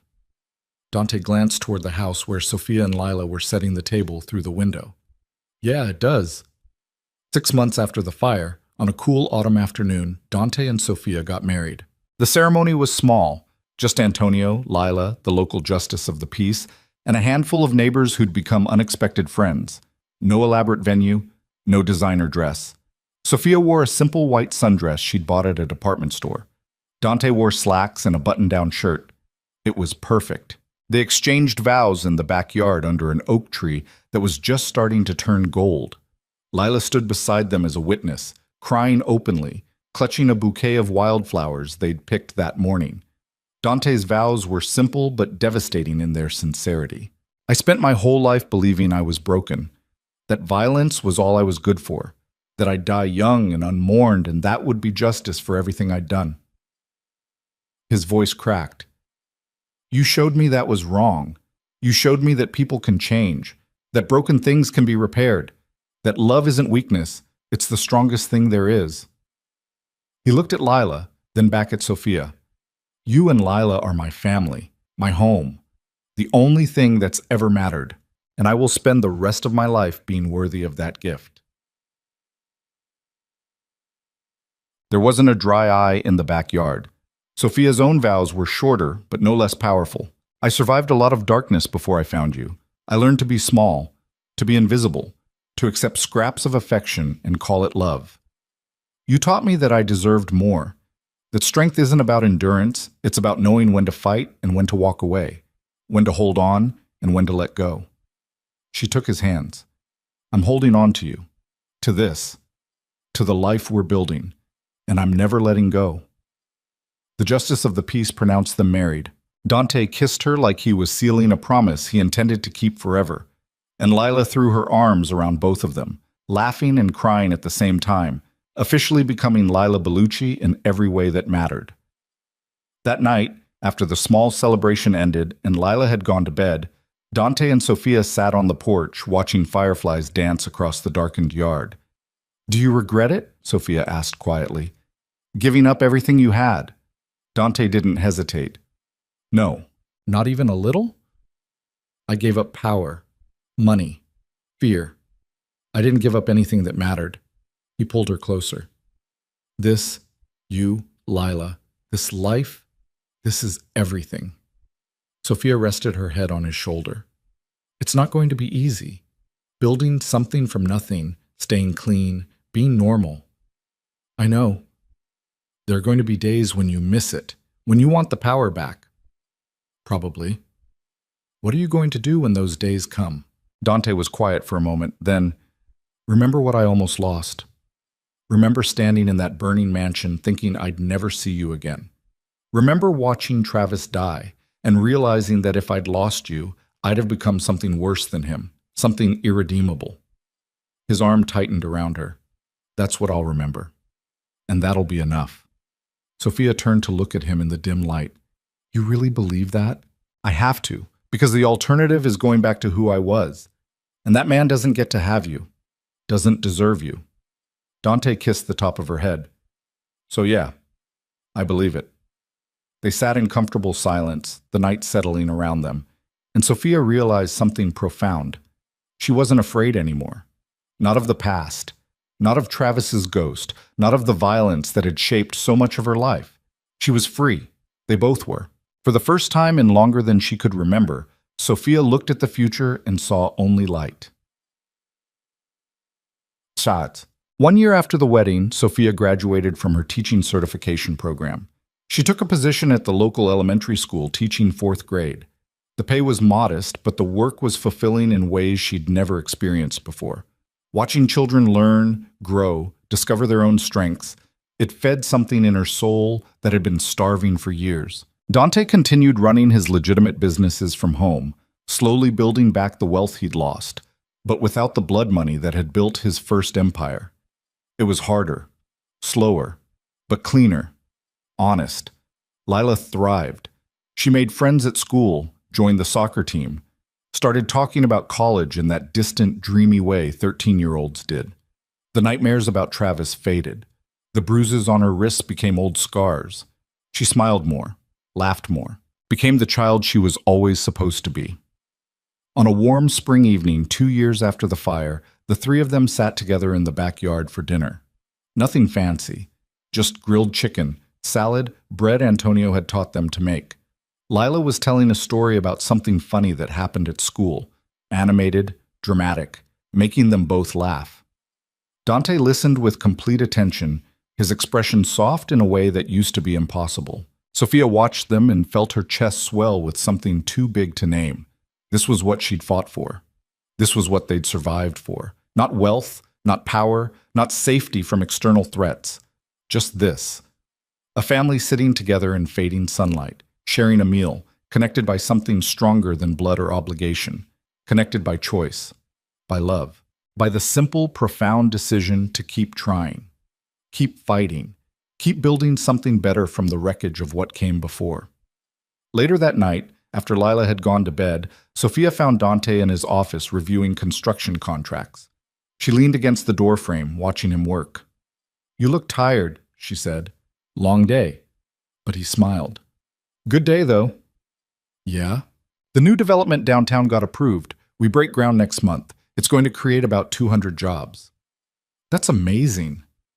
"It is." Dante set down his pen and looked at her, really looked at her. "You know what the best part is?" "What?" "I didn't have to threaten anyone. Didn't have to bribe anyone. Didn't have to hurt anyone. I just did the work, followed the rules, and it worked." He laughed quietly. "Who knew?" Sophia crossed the room and sat on the edge of his desk. "I'm proud of you." "For what?" "Being a functional adult? That's a pretty low bar." "For choosing to be one. That's harder than you think." Dante stood and pulled her close, careful and gentle in the way he'd learned to be. "I had good motivation." "Oh?" "Yeah." He kissed her softly. "You, Lila, this life. Turns out I'll do just about anything to keep it. Even fill out permit applications?" "Even that." Sophia laughed against his mouth. "You really have changed." "We both have." And it was true. Sophia barely recognized the woman she'd been 2 years ago. The one who'd stumbled bleeding into a hospital, terrified and alone, convinced she'd never escape the cycle of violence that had consumed her life. That woman was gone. In her place was someone stronger, someone who'd stared down death and chosen to live anyway. Someone who'd learned that survival wasn't about enduring, it was about fighting for something worth keeping. Someone who'd learned that love wasn't supposed to hurt. That night, lying in bed beside Dante, listening to him breathe in the darkness, Sophia thought about everything they'd lost and everything they'd gained. Marco's sacrifice, the estate reduced to ash, the empire dismantled, the blood spilled, and on the other side of all that destruction, this, a small house in a quiet town, a job she loved, a daughter who was healing, a husband who woke up every day choosing to be better than he was raised to be. It wasn't the fairy tale Sophia had dreamed about as a girl. It was better, because it was real, earned, built from the rubble of two broken people who'd somehow found each other in the wreckage and decided to build something whole. Dante's arm tightened around her in his sleep, pulling her closer. Sophia closed her eyes and let herself sink into the warmth of him, into the safety of this moment, into the future stretching out before them like an unwritten story waiting to be told. And for the first time in her entire life, Sophia Bellucci wasn't afraid of what came next, because whatever it was, they'd face it together. The nightmare was over, not because a prince had rescued them, not because evil had been vanquished forever, but because two people who'd survived the worst the world had to offer had chosen, every single day, to keep surviving, to keep loving, to keep fighting for something better. And in the end, that was the only victory that mattered, the only one worth having, the only one that would last. Man, personal reflection. Violence doesn't solve everything, but sometimes, when you're backed into a corner by people who only understand power, you have to speak their language to survive. Dante and Sophia's story isn't about glorifying that violence. It's about what comes after, about what you do when the dust settles and you're still standing and you have to figure out how to live with what you've done. The truth is, people don't change easily. Patterns carved by trauma run deep, but they can change if they have a reason to, if they have someone worth changing for. Not to save them, nobody can save you but yourself, but to witness the work. To see you trying and decide you're worth the effort anyway. That's what Sophia and Dante gave each other. Not rescue, not salvation, just recognition. The kind that says, I see who you are, all of it, the beautiful and the broken, and I'm choosing you anyway. That's harder than fighting, harder than surviving. It's the work of building a life instead of just enduring one. And maybe that's the real story here. Not the violence or the danger or the dramatic confrontations, but the quiet courage it takes to wake up every morning and choose love over fear. Choose building over destroying. Choose to be better than what the world made you. That's the victory Dante and Sophia won. And that's the one worth telling.